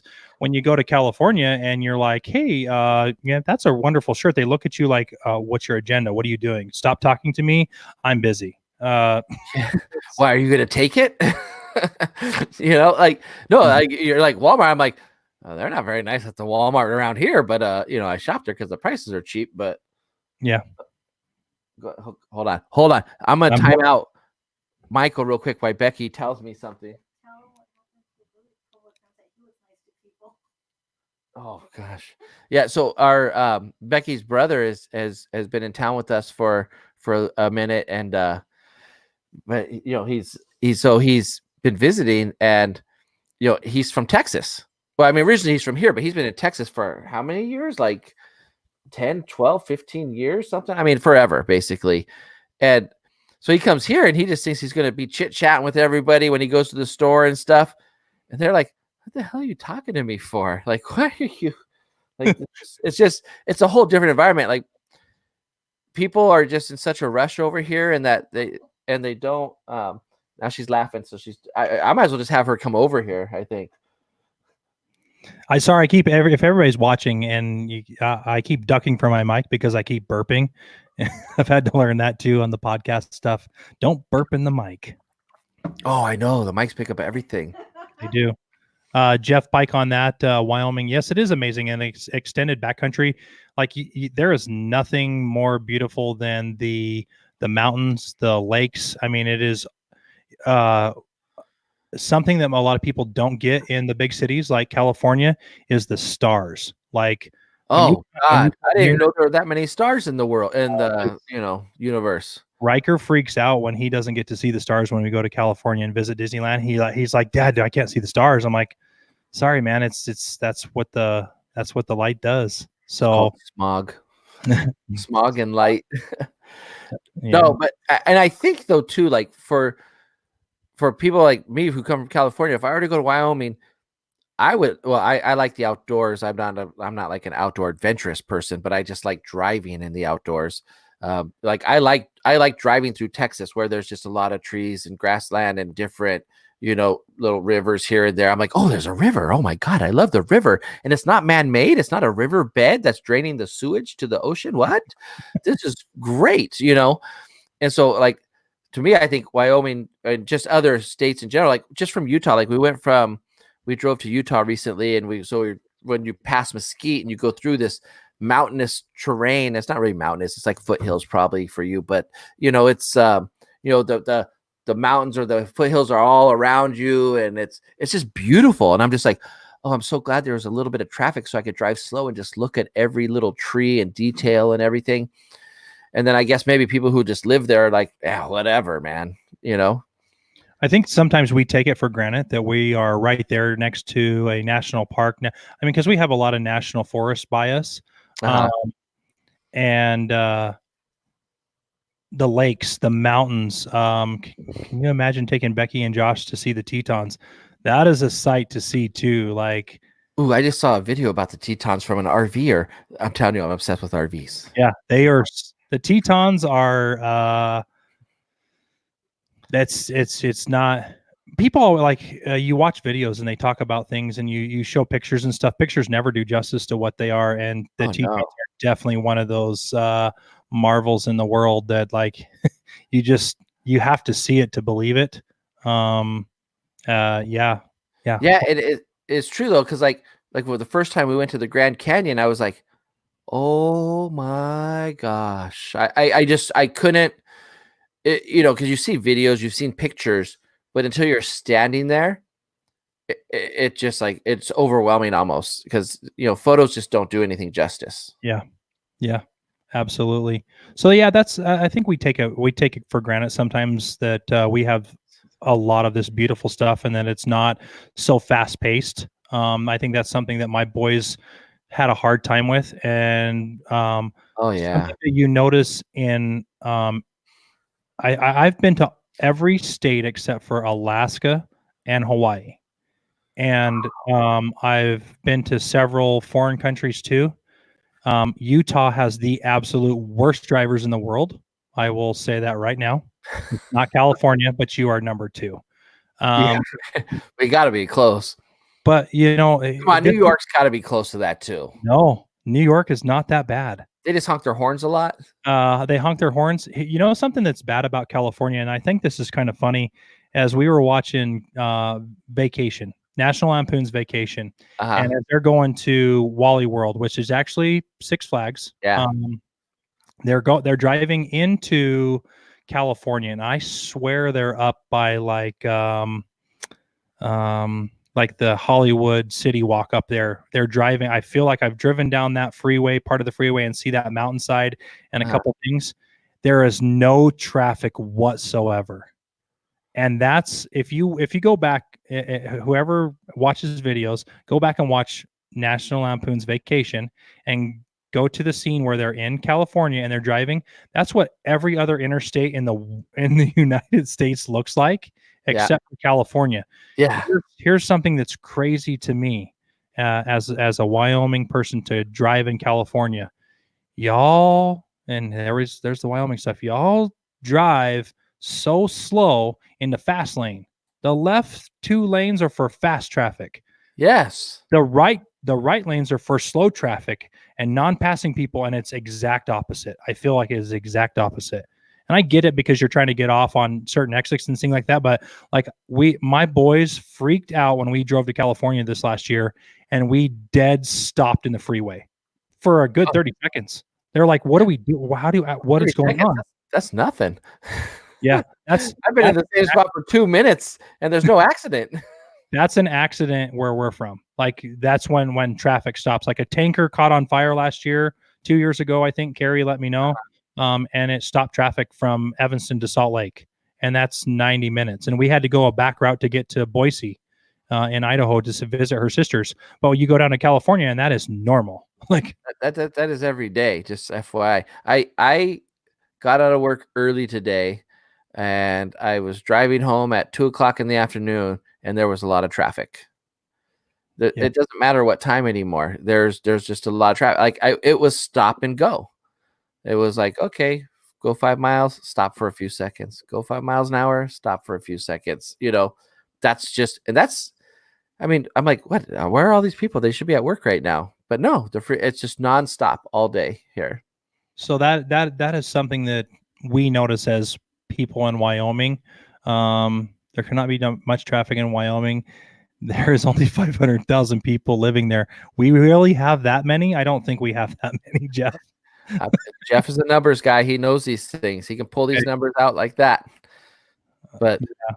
So and I'm like 500,000. I'm like, that's just a couple of the cities around me. Yeah. LA County is like over 3 million, Orange County is 1 million and something. So, wow. Yeah. Orange County has more people living in it than all of Wyoming. Yes, you do. My city has over 100,000 people. Then Anaheim, Santa Ana. Yeah, the 4 cities around me, there's more people in the 4 cities than there are in Wyoming. Oh, my gosh. That's crazy to think about that. It is. So that's something that we notice. Weather, like when we came down in December, like 50 degrees to you guys, 40 degrees to you guys. You all have jackets and hats and gloves, and you have hand warmers inside of all of those, plus a sweater, plus your long johns. We were in shorts and t-shirt. That's a heat wave to us. Now, and it's a little bit different too as far as weather goes. You have that coastal breeze that comes in, so at nighttime it does get cold, and we do have to throw jackets and sweaters on. Carrie definitely. She has a tough guy like you. But no, me, I have a little bit of meat on my bones, so I can I'm all right. No, I think the first time we saw you, you were in like shorts and a t-shirt. I would wear shorts year round if I could, even in Wyoming. Yeah, I love shorts and a t-shirt, but it just gets too cold here. I don't know how I would survive Wyoming. What's the coldest it's gotten in the last year? Carrie, what do we see? -23? Oh my God. I don't even know what that feels like. Like I can't even imagine. -19 the other day. Other day? We're in February. Yeah, it's cold. So 2 hours away, we have a place called Pinedale, Wyoming. It's referred to as the ice box in the world. It was -38. At the same time, Antarctica was -0 or was 0 degrees. Are you even allowed to go outside in that kind of weather? Third coldest place in the world. Yeah, it's nuts. See, those things intrigue me. Like I would want to visit that just to know what it feels like, but I don't want to feel it for very long. I just want to know and then leave. It's hard to breathe. Maybe I don't want to know because I don't want to be hard to breathe. I don't know, man. And then you jump in your car and you're like, okay, I'm good. And then you don't go out of your car, and then you run into your building wherever you work. And so how do you preheat your car? Remote start. Okay. I'm like if you don't have remote start, you're like park in the garage, and still it's probably cold because garages, here are not insulated. So yeah, no, we don't have a garage. Unfortunately, in our house, we have a parking pad in the back, and my work truck does not have remote start. So my remote start is me. I run outside in shorts and a t-shirt most of the time, start my truck, and then run back inside. So you pretty much have to preheat your car. Oh yeah. Sure. I just jump in and go. So I'm like, I don't know, but I'm just trying to think like, this is a whole nother topic. Like just like things you have to do in cold weather, I guess, because I guess that's why we pay what we pay here, because it's the luxury of the weather. There's no season. The problem though too is there's no seasons really. Well, what we call seasons, you guys like, no, that's not a season, right? You know, Carrie, is Riker watching? Riker, are you watching? Tell Josh and everybody what you call this place. He calls it the white prison. He hates snow. yeah. You know what? Last time I was in snow, I was in Colorado, and I was like, oh, this is fun. But, I was just visiting and I was just briefly there. So, yeah. Oh, let me shovel your walkway. And I was like, this is fun. I like shoveling the walkway because I've never done it before. But then I thought afterwards, I'm like, wow, you got to do this all winter? Like, what if you don't want to do it, but you still have to do it? Mm-hmm. It's not an option. And it's like, for me, there was an option, but I was just having fun. But I'm like, oh, I don't know if I could do that like as a living. Like, obviously, we're friends with Mark and Doris. He has a channel called Mark Out Loud, and or actually Mark Way Up now. He changed his name, but he has videos of him shoveling snow, and I'm just so intrigued by it. I'm like, I want to take snow off a roof. That's what I want to do. I want to like do that. It looks so much fun. Well, it's all fun and games until you actually get hurt taking snow off a roof. Like the guy got hurt, like taking snow off the roof, like a bunch came down or something, or he stepped in the wrong spot, and then I was like, oh my gosh, this is crazy. And they're just trying to live. Yeah. Like, I guess we just take things for granted here. I don't know. I mean, well, same thing. Like we have a snow shovel for our roof, and we have to make sure that we take that snow off of our roof because it can weigh down on the roof and possibly collapse. In fact, last year we had a big problem with the snow. It was so bad. We got so much snow and it would melt. The sun would come out and melt everything, and then it would freeze it, and then it would snow again and get cold. And so we had a problem where on our front porch, it leaked water into some of our stuff. And this year we had to make sure we put heat tape up there to alleviate that problem. We've done pretty good about it. Heat tape? Yeah. So it's like it looks like we'll just say the best way to describe it is it looks like an extension cord, and it has coils in it that heats up. That you plug it in? Mm-hmm. Yep. You plug it in and it. I know nothing. I'm just like, I don't know anything. Yeah. Heat tape. It's the first time I ever heard of heat tape. I'm thinking like you like tape it on your body and it heats you up, I'm like, you just taped your roof? Yeah, no, you have to tape, you have to put it on your roof. And last year, we lived next to a guy who does roofing stuff. And he said that was the first year in 10 years.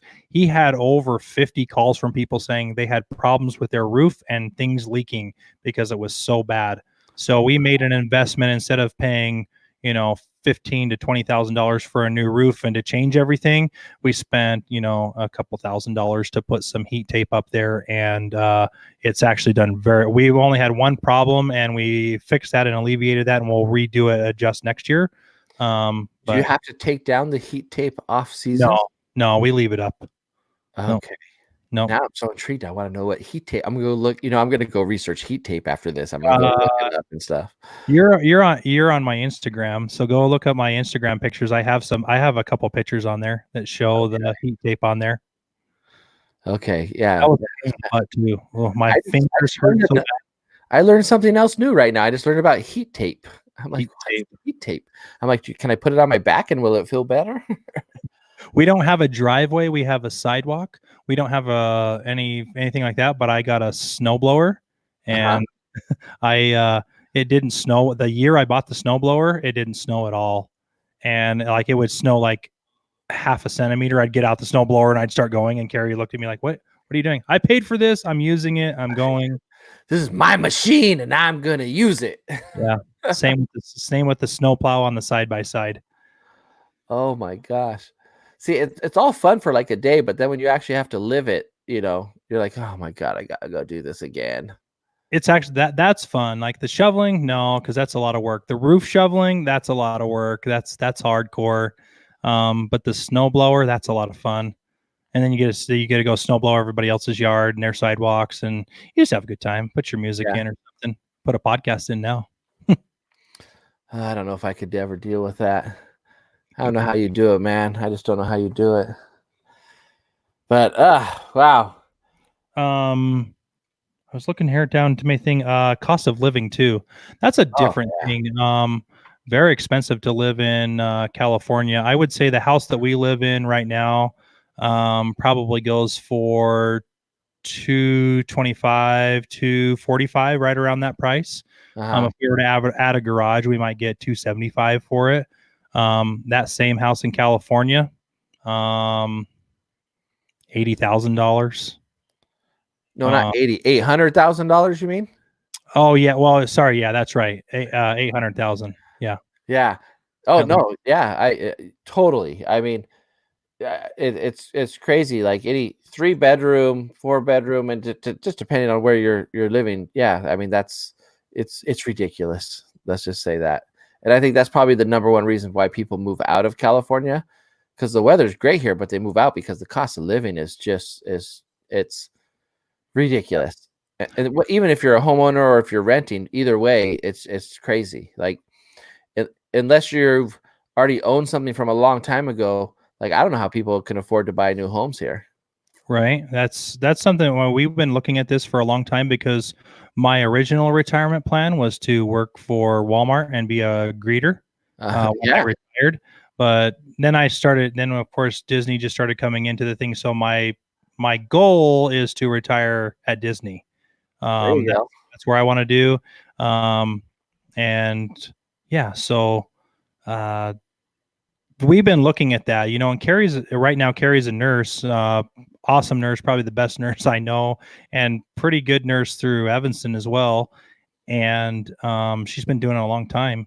And the offers she's gotten from California are pretty, like they're a lot more than what you would get in Wyoming. And obviously there's a difference because of cost of living. And it's then not with housing either. It's a lot of things.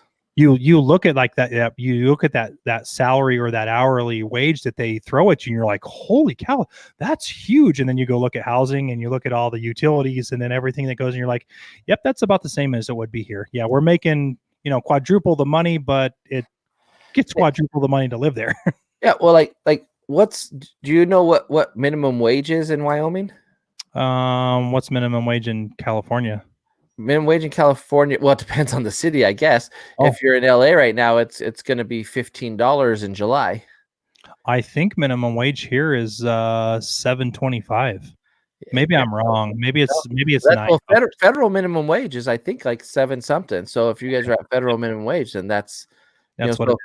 So the guy, so just imagine the person at McDonald's was making $15 an hour, starting wage. That's the high school student, Yeah. So, and then it's other places like Orange County where we live, I think it's $13.50 or something, but it goes up to $14, but everyone's gonna be at 15. So yeah. So, I mean, you're like, and that's another thing too, when you live in California and if you work for a company, a lot of companies, and if they're a national company, if you decide you want to go live, let's say I decide I want to go live in Wyoming, the company would probably say, well, if you want to go live in Wyoming, we're going to have to adjust your pay accordingly. Right. So a lot of companies will take away pay for people who are leaving California and going somewhere else where the cost of living is less. Correct. So then you have to wage that into your factors too. Like, do you want to live with that? But a lot of times it's still worth it to even leave California because the cost of living is so expensive here. Yeah. But you got state tax too, right? That you have to pay. Oh yeah. Oh, you don't have to pay state tax in Wyoming? No state tax. That's another thing. Like when I was looking at Texas and stuff, I was like, oh, there's no state tax. So that's like an 8% raise right there. Right. So even if your company says, oh, we're gonna have to deduct you 10% off of your income to go live over here. Well, but I'm gaining 8% or whatever the case may be, depending on your situation, 6 to 8% state tax. I'm gaining that when I move to a state that doesn't charge me that. Yeah. So I'm really only losing 2%, I would never move to Texas because if you go to Texas, you can never get out because it's so cheap to live in Texas and so less expensive to live in Texas. And a big reason is because they manufacture a lot of stuff in Texas, meaning bricks and wood, all that stuff is manufactured for homes and buildings and all that material. So it's really, once you get to Texas, it's very hard to get out. Then that's just from like family experience. I have lots of family in Texas and they've all wanted to like move out. They've moved into Texas because it was really inexpensive. Yeah. And then they're like, we don't want to be here anymore, and they try to move out, and they just can't, because like I could probably go down to the home that we have now. I could probably go down and give the same price, and that home here in Evanston would be like 700. That like kind of the same thing for California. Like we have 1, 2, 3, 4, 4.5 bedrooms, 2 baths, 2 stories, and a pretty big yard. Oh, you're paying $800,000-$900,000. Oh, you're no yard. You're paying $800,000-$900,000. Yeah, and we could go down and get like a 5-bedroom, 3-bath with a pool, 3-car garage in Texas. Oh yeah, like $200,000. Like it's crazy. Yeah, depending where. I know Texas prices have been starting to go up. Well, definitely like Dallas, Fort Worth, or Austin area, but in a lot of other areas, it's just dirt cheap. And then, but that's the problem. Like too, like you're like, oh, maybe I want to move to California. Well, even like my boss's boss, who we got a new one, and he's obviously making really good money, but he was like, oh my God, like the prices are ridiculous. And he's from Texas, so I'm like, oh, you were probably living in a big old mansion over there. And then you come over here and you're like, $1 million, you're not living in a mansion anymore. You might be living in a 3 to 4 bedroom home, depending on the city you live in, and that's it. $1 million, that's it. Yeah. No land. That's it. It's crazy. So that was something that we've seen with California, and the difference of Wyoming too. What was one thing that we did see in California? Maybe it was Chicago that we saw it in. Not so much. Downtown Los Angeles, your bigger cities. My boys have never seen, like, you go into a grocery store and there's 2 levels to it. They're like, what is that a lot in Los Angeles? Yeah. And that's just because there's no more room to expand this way. So the only way to expand is to go up. And that's a big thing in Chicago too, because of all their skyscrapers. Yeah. But they when we went into a place where there was like 2 stores and 3 stores on it, they're like, this is like a mall. No, it's just regular stores. This is how they do it. Yeah, there's stores. Trying to think of some. I mean, well, obviously, like bigger department stores have always done that. Like out here, Sears and what we used to have Broadway or Macy's and stuff. But you find smaller stores doing that now in locations where you're like, oh wow, they're like, it's 3 stories and it's just a little retail store, or it's like a grocery store, or even a Target. Might do that. And you have cart escalators. That's something that was new to like, what is this for? You put your cart on it and it takes you up and down, and 2-story Targets, Becky. My boys were like, what is this? This is weird. This is a mall, right? No, this is just how they do it. Yeah, and it's just because like you said, there's just no more land to build outward. You have to build up. And another thing we do out here, and I don't know if they do it over there as a lot, is they'll put like CVS pharmacies and stuff underneath. I saw it in Colorado. They're doing a lot of this in Colorado because they're trying to centralize like little hubs around metro stations and stuff. But they'll put like the bottom floor will be stores, and then you'll have living above it. Yeah. They do a lot of that now out here, where they'll put, CVS pharmacy or Walgreens or something, and then they'll build housing above it. So we do have a couple buildings like that where we have businesses below and then there's living quarters above. I think that's just how it worked. You see that more in Utah, down in Salt Lake City, which is about an hour away from us. But yeah, I bet in 50 years you'll see that in Wyoming. Still, we got to get a car first, get rid of the horse and buggy. Yeah, right. Well, and I know some of those like they do this in Colorado a lot, is they built like from the airport down to downtown Denver, they have the railway, and wherever there's a hub or a stop, they're trying to build out from that, but not homes. It's more like condos or apartment style above. They're trying to build like little centers so you don't have to use a car. So they're trying to make it so like, oh, your movie theater here, your restaurants are here, your grocery stores here, everything's there, and your living's on top of everything. Yep. But it just causes so much congestion because so many people still want to use their car. Yep. So I don't know. And it doesn't work in LA because LA is a weird city where like Chicago is like you have downtown Chicago. It's very condensed. Even though you might think LA is condensed, it's still spread out as far as the workforce and where everything's at. You almost have to have a car because we don't have a good infrastructure as far as a metro system or anything like that. Where like Chicago or New York have these awesome subway systems and stuff like that, where we don't have that structure here. Why do you think that is? Is that because you're so close to the coast and water that they don't get that, or I think mean, originally the city originally wasn't built like that. It was built like a sprawling. There was so much land, and it was just built so wide open. I guess you could say, because it's just weird. They didn't plan it like a big city. I guess you could say it's really weird because they're trying to add subways now. There's a couple subways here now, but it costs so much to build because you're building under pre-existing buildings already. You know.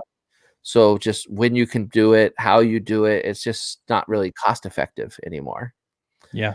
But there's a big push out here to actually try to get people out of their cars, but nobody wants to get out of their cars because it's too hard. Yeah. Yeah. That was probably we have a lot of crazies out here. So like the bus systems and the mass transit, like there's just crazies everywhere. Like I was talking to a girl at my work and she's like, she used to work in LA and she would take the train. But she said a person would cover themselves in fecal matter and go beg for money, and people would give her money because otherwise she might rub on them. She's like, I had to stop taking the train. Wow. Like, there's just crazies. I was like, oh my gosh. And we, man, if we smelt somebody with fecal matter, we'd probably just think, wow, you had a good day at the ranch. Yeah.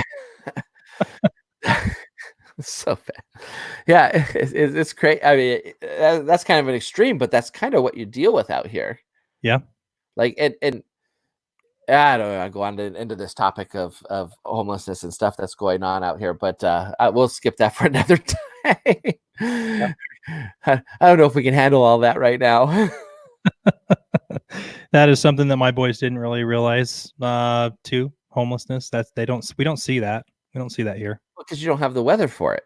Yeah. I mean, we do have a couple of people and they know exactly. There's a guy that stands on the side of the road with a sign, need money for food. Yeah. But he's there every day. But real quick, I'm just going to say real quick and I'm going to get off the topic. If you're going to be homeless, I mean, what a better place to be than California. Yeah, true. I mean, you can be at the coast, you got the great weather and stuff like that. So, I mean, you kind of attract it. Yeah. So there's a difference between Wyoming and California. That's what we see. Yeah, huge difference. I think there's a huge difference between coastal places, and then inland America. I don't know if that's the right term to use, but it's so different. And then even from state to state, I guess from inland it's different. But like when you go to places like California or versus New York and some of the other places over on the other East Coast, and then you go to what we call rural America, it's just, I think people don't even know what it's like. Like there's so many young people in California that have they think the whole country is like California. Yeah. No idea that it is completely different. Yep. That's why we get a joke about the horse and buggy thing. It's really funny. People, you probably say it, you're like, oh wow, well, yeah, Wyoming, why? Yeah, of course they don't have cars there. Why would they have cars there? They still wash their clothes in a bucket and some metal sheets in the backyard.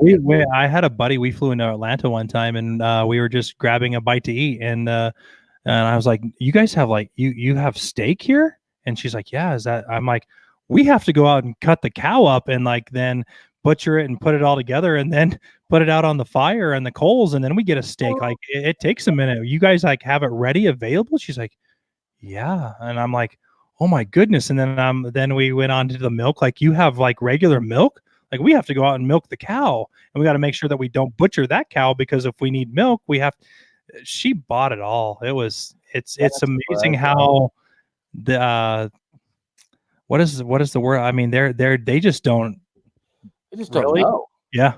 It's crazy how we're America, but we have no idea about what's going on throughout America at all.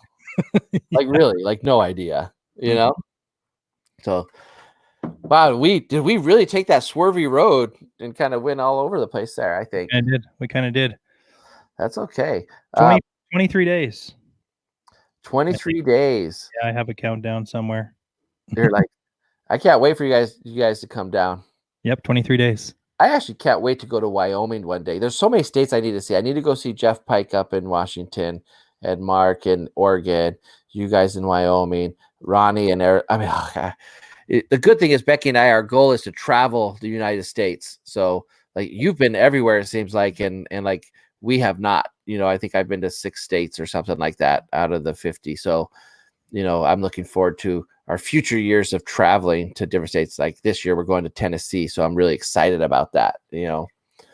So my grandparents took me everywhere. Every summer, my grandparents, we would go somewhere, and they just took me all over America, and we drove everywhere. I didn't fly because my grandma would not fly, so we had to drive everywhere, and we visited a lot of places.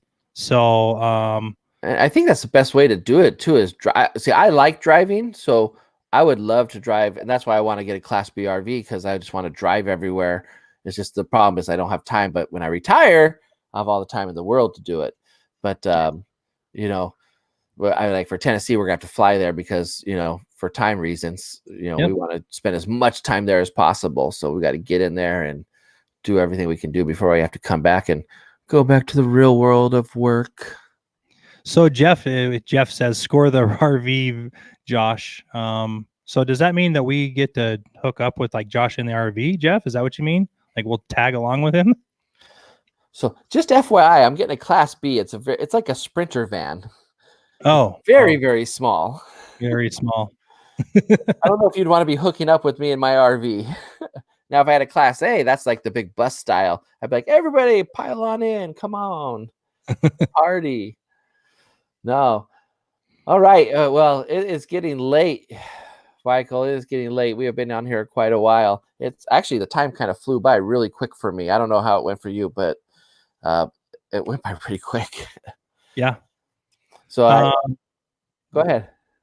So I do have to ask you, what about this Bob Iger thing? What do you think? And everybody else on the stream, what do we think about the Bob Iger retiring or stepping down?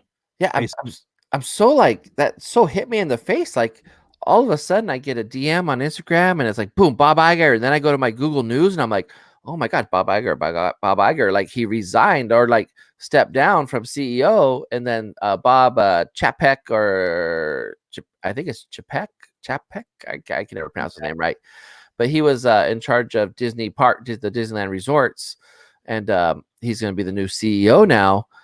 But what does that mean? Like, I mean, obviously, it takes him out of just straight running the parks in the country, but who's going to replace that guy? And then what does that mean for the parks? Because any company, when you get a new CEO, do they have the same exact vision, or do they have a different vision for where they need to take the company? The good thing, though, I think in my mind, is that Disney is such a huge corporation that they have so many assets that a CEO has to worry about all that stuff. He cannot just dive into the resorts. He's got to think of their what do you call it? Their movie franchises and their marketing and their TV and their everything else they have. I mean, they have so much stuff, So the real question for me is, who's going to take over park operations for the United States? Who's going to take over this? And how is it going to affect the parks? Because really, that's what we're into with the parks. Mm-hmm. And then anytime you get a new person, it's like, how can we increase profits? Right. So what does that mean for us as people who go to the parks? This blew my mind because after watching Imagineering on Disney Plus and seeing how Disney failed with a few parks, but then Bob Iger finally said, "Look, we have to do this right with Star Wars. We have to do this right with a couple other things within our like Shanghai Disney and Tokyo. We have to go do some different. We have to make this right." And he did. I feel like he did. Like I felt like he understood what needed to be done. I felt like he knew what us Disney fans and fanatics wanted to see and wanted to have to make us happy. And again, I know he was going to step out at some point. I mean, they can't be there all the time. What was it? 15 years he was there, and now he's going to be, like you said. What is he gonna do? And it's Bob Chapek.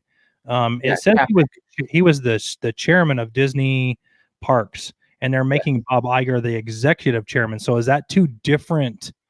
They're kind of. I think Bob Iger is kind of going into a transitional role to retirement because his contract's through 2021. So, but somewhere the Disney board felt that Chapek was ready to step in, and because really Bob Iger wanted to leave in 2019.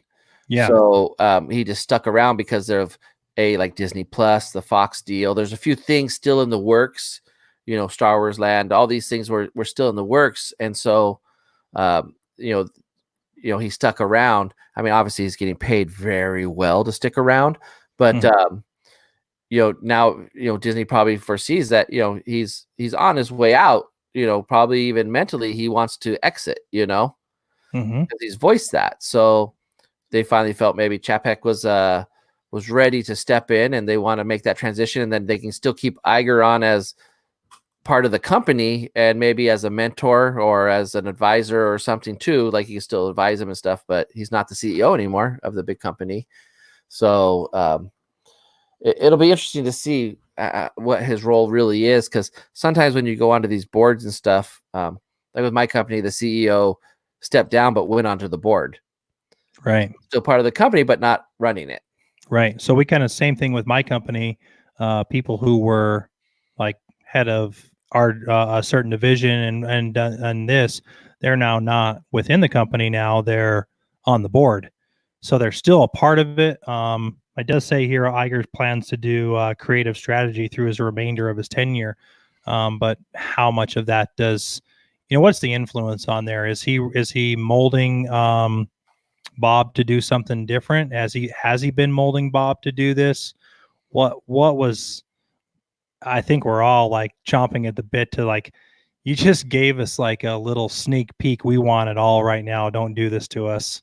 Especially again, like after Disney Plus, like you said, all these things that just are falling into place, and there's a few more things that are out there that are still haven't fallen into place.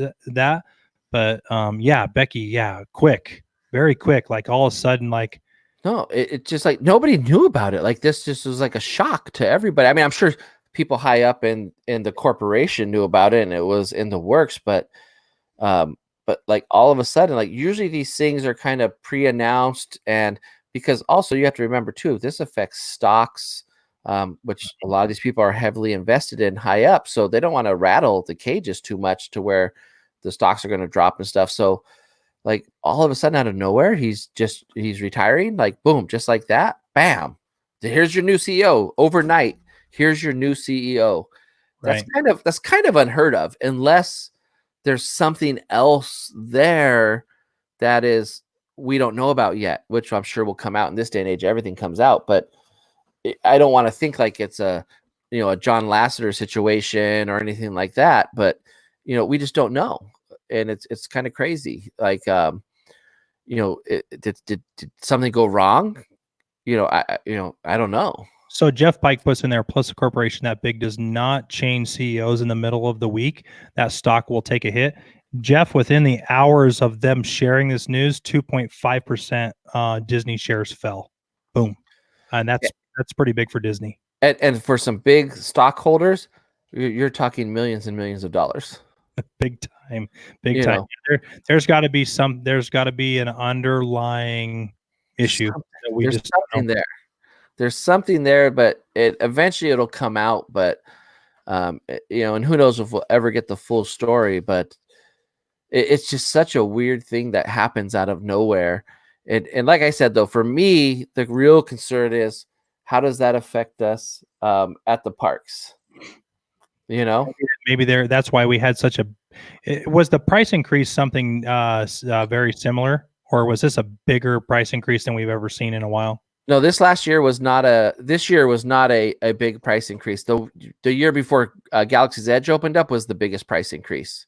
Okay. Cover those costs. But I'm worried too for the Disneyland Corporation, because with the coronavirus and stuff affecting the parks worldwide, basically outside of the United States, when is that going to start affecting us here in the United States? But it's still affecting the corporation. I mean, if you look at the Disney parks are closed down over there, like shut down, like a park that generates how much revenue is shut down for months. I mean, this was not in the forecast of their financials. So who has to pick up that slack? They still have to make that money. Mm-hmm. So where do they make that money from, or how do they get that money back? By cutting costs in the American parks.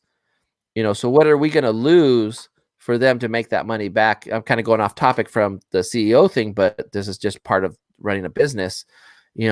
Let's say they lose $300 million from that one park that has to close down. Well, how do they make up that $300 million? Because they have to make it up. You can't. There's not an option just to not make it up. Yeah.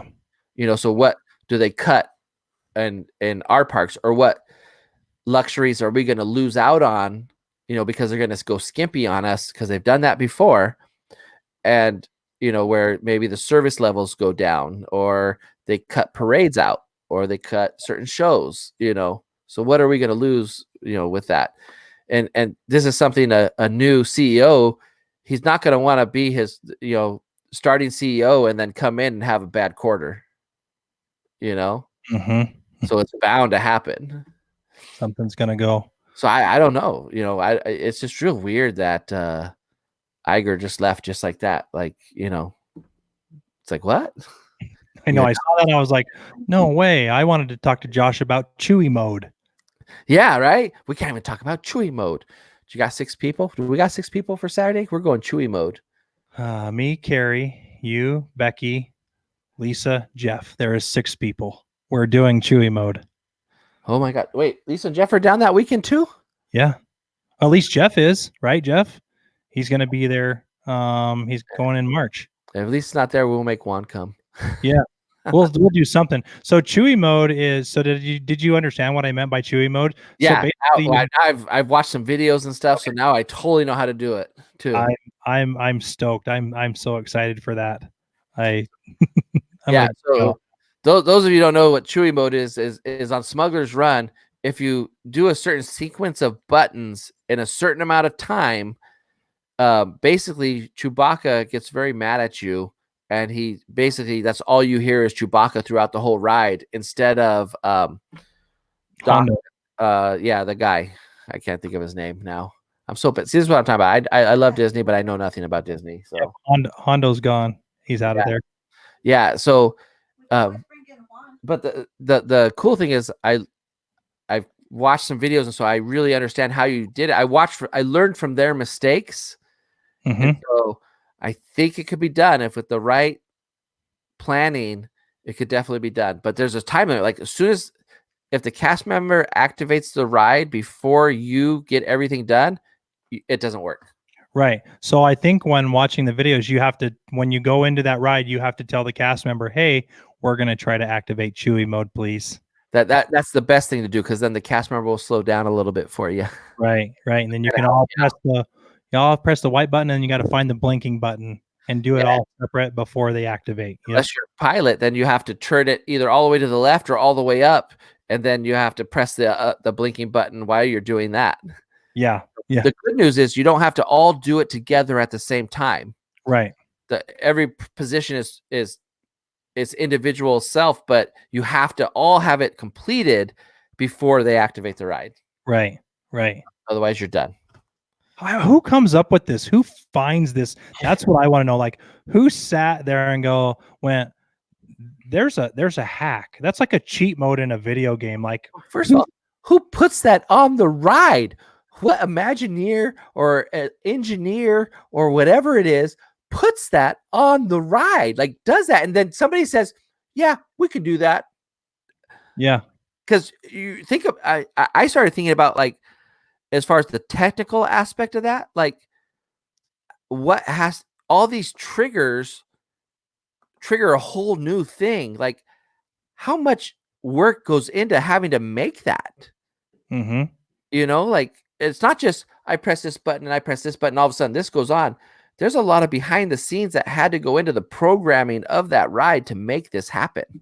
I know. I want to pick Tony's mind because he does programming too. Like, what would it take to do change? Like he would know right off the bat. Like, that's like wow. Obviously it doesn't change like the simulator and stuff like that, but it changes the audio, which is still pretty huge. To cancel out a certain audio to add another audio, and like, did somebody pre-record this, or did they just get Chewy clips and just stick them in there? Like, what? So now that makes you think, if they can do that with that, now is there a hack in there that changes the ride sequence? Is there a hack in there that makes you go like Ready Player One? Can you go backwards in the ride? You start from the very end and go backwards? Or is this a master plan? See, this is where my mind goes. Is this a master plan by Disney, and strategically, Rise of the Resistance has now been out for a few months. They released this Chewy mode to generate more excitement for Smuggler's Run, to get more people to ride that ride, because everyone's talking about Rise. See, this is how my mind thinks. Like, there's some genius back there in Disney that's like, we're going to create a Chewy mode. And they originally never had it, but they just created it. And then they release it to some YouTubers. Yeah. And they, promote the hell out of it. And it's free promotion. Yeah. Now everybody wants to. I mean, it's on Channel 7 News over here. It's on like major networks, like Chewy mode. Is it really? Yes, it's crazy. Oh, they did. They had to.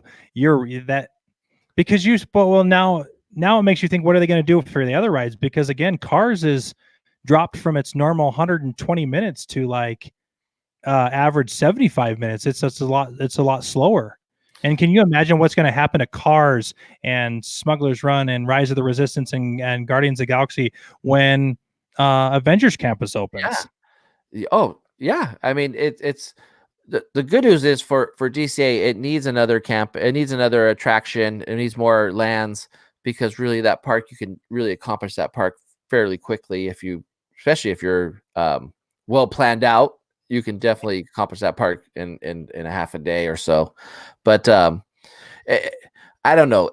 Part of me wants to say that this is the creative genius of some Imagineer somewhere that went behind Disney's back and created this Chewy mode that was not approved. And it's like, ha ha ha, and I'm going to leak. And then some cast member found out about it. And like, now it's like this crazy phenomenon. But the rational part of me wants to say, this was a genius strategy by Disney to create excitement. Yeah. I don't know. What do you think about that? I just, my mind starts running and going crazy like yours. Like, did somebody outside of Disney do this? Did somebody inside of Disney do this? Was this a ploy to get more rides and over to Smuggler's Run because Rise is taking over it? Is it to keep everybody in? I mean, did they plan this out? Like, okay, when this happens, we're going to have to release this. Is Chewy mode in Disney World? Is it the same or no? Maybe it's like Chewy mode over there? I don't know. I haven't seen any videos of Chewy mode in Disney World. That's like, again, that's what I'm saying. Like, is it going to be there? Has it been there? Where are you, Adam the Woo? He's the guy, right? That does that. Yeah, well, Jeff Pike says that there was a Discord chat that they were saying that it was programmed into the ride from the beginning, which I'm assuming, I guess you would have to, but was that the Disney thing? Like, we're programming this in, then we're going to gradually release it. Like, is there going to be there can't be a Han Solo mode because of the time frame, I guess, that the ride, the Planet Batu takes place, maybe. But what other things will come out of this, and are they keeping from us? Because really, when you look at like Galaxy's Edge, there's still like no major shows going on in there, but there's platforms all over the place for shows to happen. And when they had the media night before Galaxy's Edge opened up, they had a whole show with Chewbacca and stormtroopers and laser blasters and stuff, but we've never seen it once they opened the land. Right. So I think there's Jeff said there's a lot more Easter eggs, you'd call it, that are to come out of Star Wars Galaxy's Edge. Jeff, are they going to let you go into the Millennium Falcon and go around it inside that guy? Too small. I would figure a way. Yeah. That would be cool. But I think that's right. There's got to be more to it, and Yeah. they're just not letting us know. And then that there you go. Is that the imagination of Bob Iger? Is that is that his thought process with all of his Imagineers putting this together? Like, hey, go find me something that's going to, like, how do you reinvent it? How do you captivate that audience? So they had to reinvent some things, and here's a reinvention, like all these new things that are going to be unlocked. And then you think about, you've been on Rise and I have not, and you guys all have talked about how this blows out every ride that is in this world out of the water, because it's so many different rides into one that they took bits and pieces of great rides. And now that opens up the pot. Like, now this Easter egg that comes out of Smuggler's Run, what is the possibility now that Disney is going to come up with and add to everything moving forward? Like, wow. Yeah. I mean, and the thing with Bob Iger was like, he even though you have to be very budget conscious when you're the CEO of a company, but I believe that he believed in intervention and believed in progress when it came to this type of stuff, and like wanting to blow our minds basically, with new ride technologies and Imagineering and just investing in that part of it. I could be totally wrong, but I think that's what it was. So it worries me when you get somebody else who maybe might not believe in that. Mm-hmm. And we've had that in the past with Disney, and that's when they struggled. But you have to, let the Imagineers and let the creative minds just flow, and you have to give them kind of free reign at that, because that's what makes Disney Disney, is the stuff they come up with. Yeah. So once you put a tighten that belt on that, or start making it the flow smaller, or I don't know how to say it, but when you start tightening down on those creative juices, that's when Disney starts to struggle, because it can't be the leading edge. And now with Universal really stepped up their game in the last 5 years. Disney never had competition before, and now they do have some major competition.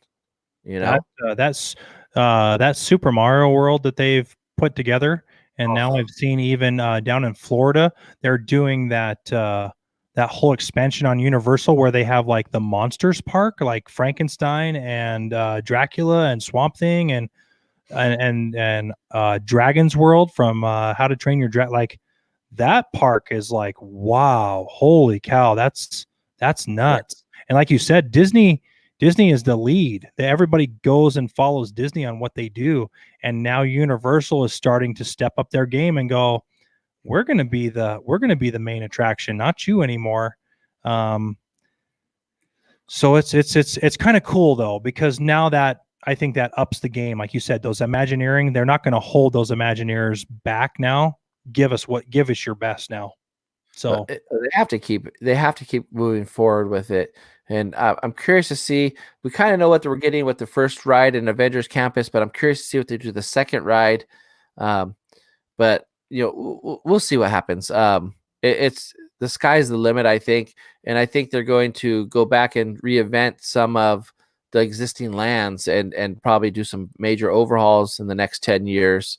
So it's just going to be interesting to see where the company goes with this. And I mean, it's a major change for the corporation when your CEO changes and you take the guy who's head of parks out and move him to CEO. So then now who's going into his position, and what do they feel?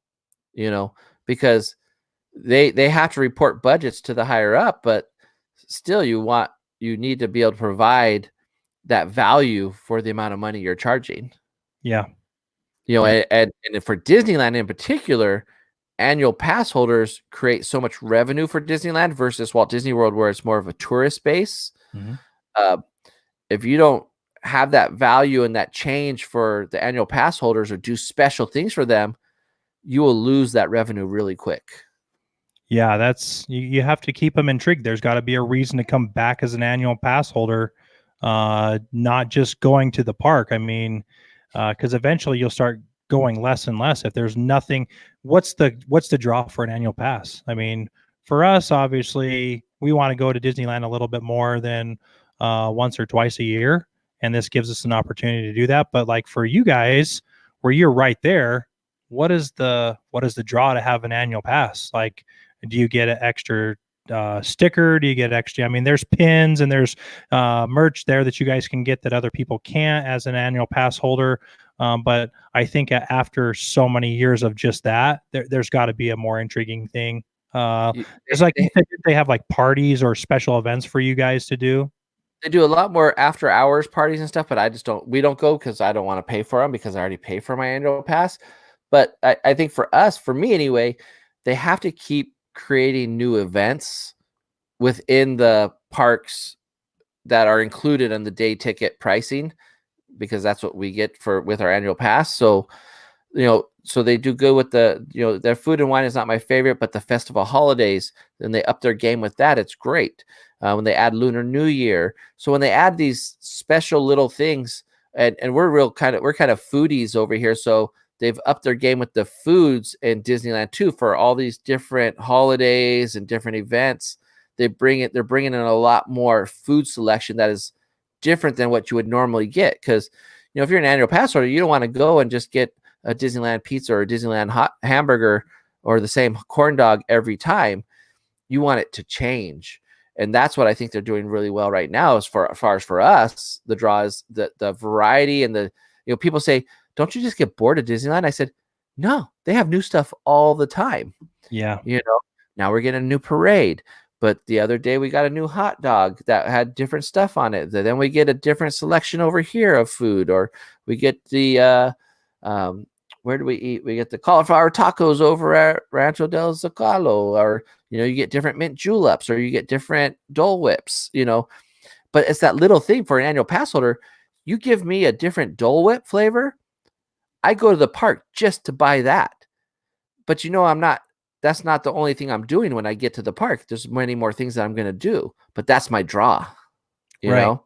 So for some people, is the merch. The draw might be the popcorn bucket, the variety there. For us, it's not merch. For us, it's more food. But, they have to keep doing those type of things to keep those annual pass holders going for sure. Do you, you guys talk about your Knott's Berry Farm pass, that you get a food pass that you can eat twice a day in the park? Is that what it is? Yeah, on select items, you can definitely eat twice a day. And so one thing with Knott's Berry Farm is great is they're really looking at what Disneyland is doing and what they can do to bring in crowds, because Knott's Berry Farm's at 100% capacity as far as land use. They cannot expand anymore unless they go into their backstage area, which Disney has also done. Disney has gone to their backstage area because it's hard for them to expand. So how can they draw people in without having to spend millions of dollars? And they follow Disney's path, where now they have more food events and more food offerings and more merch. Even they have special season pass holder shirts over there, and their merch is a lot less expensive than the Disneyland merch. And they have a Snoopy popcorn bucket with dollar refills, which they kind of got from Disneyland, because Disneyland does that for the annual pass holders. Not Snoopy, of course, but right now they have the Peanuts celebration, and they have every single counter service restaurant or food place has a special Peanuts celebration offering. Like, so we went to the Fiesta hot dog place, and we got ourselves a really big, it's called the Olaf dog, because one of Snoopy's brothers is named Olaf. Has nothing to do with Frozen. It's just that's the Snoopy's brother's name. But it's basically a chili cheese dog with bacon on it or something, and it's a foot long. It's huge. But that was included in my meal plan, so I didn't have to pay for that, and it was a new food offering. So they're learning how to attract local residents into the park with new things. Like, they're going to have the Boysenberry Festival coming up, where all their foods have boysenberry inspired things with them. So they'll have like a tri-tip with the boysenberry sauce on it, or they'll have boysenberry marinated chicken wings, or they even have a corn on the cob with the boysenberry mayonnaise, and stuff. And so they have all these different things. So they have the boysenberry wine and the boysenberry beer and the boysenberry ciders, and but that's what brings the locals in, and they're also, Knott's Berry Farm trying to bring in a little bit of the older crowd, because they're because of the price point, they're able to bring in a lot of younger people as far as teenagers and stuff. So they're trying to, how can we capitalize on bringing in an older crowd that's willing to spend more money too? I think that's awesome. Like that food plan, like I wish they did that at Lagoon. Like, because Lagoon's kind of like Knott's Berry Farm for us, but that food plan that would sell me every time. I can go to Knott's Berry Farm and I can get it's 3 big ribs, a quarter chicken, and a baked potato. That's free on my food plan. Yeah, like I get that twice a day if I wanted to. if you lost your job, you could there you go. You have. I was saying, like, for the local community colleges there, if you're a college student, for the price of admission, parking, food, and drink plan, it's like $330 for the year. So for $330 a year, you can eat twice a day and have a nice ice cold boysenberry punch or a soda, Coke, or whatever it is, whatever soda they serve Coke there. So whatever Coke products they have, you can get that every 15 minutes. You can get a refill of soda. Yeah. So it's like, I'm like, well, if you're tight for money, for $330, you can eat twice a day, every day for the whole year. Yeah. And you can change it up. You can get hamburgers. They have a Panda Express. You can get Chinese food. You can get hot dogs. You can have Mexican food. You can have, like I said, barbecue. They have 2 barbecue joints in there. They have one that has tri-tip baby back ribs. Both places have chicken. They have a flank steak sandwich in one. So yeah, like we see people who go there. They walk into the park. They go to the barbecue place. They order their food. They get a to-go container, and they take the food home. Oh yeah, that's they don't even they just go get their food and they leave, because the food plan actually went down in price. It's $110 this year.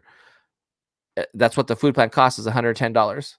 But think about that in California. I think California is a little bit more expensive, like McDonald's, Arby's, fast food, any of that. Wise, $300 for a year. Well, let's even say $400 a year, and you can go eat tri-tip and baby back ribs and hamburgers, and you get to ride roller coasters and see shows and do whatever you want. You get to go to full access to amusement park with no blackout days. I mean, so that includes parking. So you really, that's it. You pay for that, and that's it. Oh, carne asada fries. Becky said the carne asada fries. I actually like the chili cheese fries, but it's like a meal in itself. Yeah. So I will say this. I love Knott's Berry Farm. The food is not as good as Disneyland. Disneyland's food game has totally been stepped up in the past probably 6 years. But Knott's Berry Farm is stepping up their game. They're coming along. Yeah. I can tell you right now that that's something that we look forward to when we go to Disneyland is the food. Like they have besides a couple things, like I think it was the purple churro that they had over by Haunted Mansion that was like the sweet and sour one. That's the only, and we didn't try that one because everybody just said it was horrible. But besides that, everybody was like, yeah, everything's great. And we tried everything. Oh yeah. I look forward to Disneyland food all the time. Oh, it's just so good. Like I can go to the Jolly Holiday and get a classic a Jolly Holiday combo, which is basically a grilled cheese and tomato based soup, but they have the best grilled cheese there is, and the soup is like, oh my gosh, and it's not that crazy. Like actually what I found out was other amusement park, the prices are more expensive than the Disneyland prices when it comes to food. Even like Knott's Berry Farm, like when if you don't have the food plan, you just go get a hamburger and fries. It's kind of like an amusement park hamburger and fries. Probably not the best hamburger you ever had, but it's like $14, $15. You go to Disneyland, their hamburgers like $14, $15, but it's actually really good. Yeah. Don't get me wrong. There's a few places in there where maybe the hamburger's not the best, like the Galactic Grill. But if you go to the Hungry Bear, usually their burgers are really good. Or, if you go to, oh my gosh, in New Orleans Square, all the little restaurants right there are super delicious. Like you can get a nice meal for $15. So you can get like a quarter chicken and some, vegetables and stuff. And it's like a full meal and it's $15. And it's like, well, if I go to Chili's, my meal's more than $15. Yeah. So the pricing for me, I don't think is out of control especially when it comes to theme parks. Yeah, that's cool. Yeah. All right, man. We have been here over 2 hours. Over 2 hours. That is That's pretty crazy. good. That I could keep going. No, I feel like this. I love this, and thank you so much for having Time Out with Michael and Tony on your show and your page and your podcast. It's such a blessing. You guys, Midlife Vibes, you and Becky have paved a way for myself and now for me and Tony to really follow what we love. And Yeah. I just can't thank you enough from the bottom of my heart that you guys put out awesome content. You guys do it well. It's very funny. It's very good. I don't, there's never been a dull moment with your stuff in the last year and a half.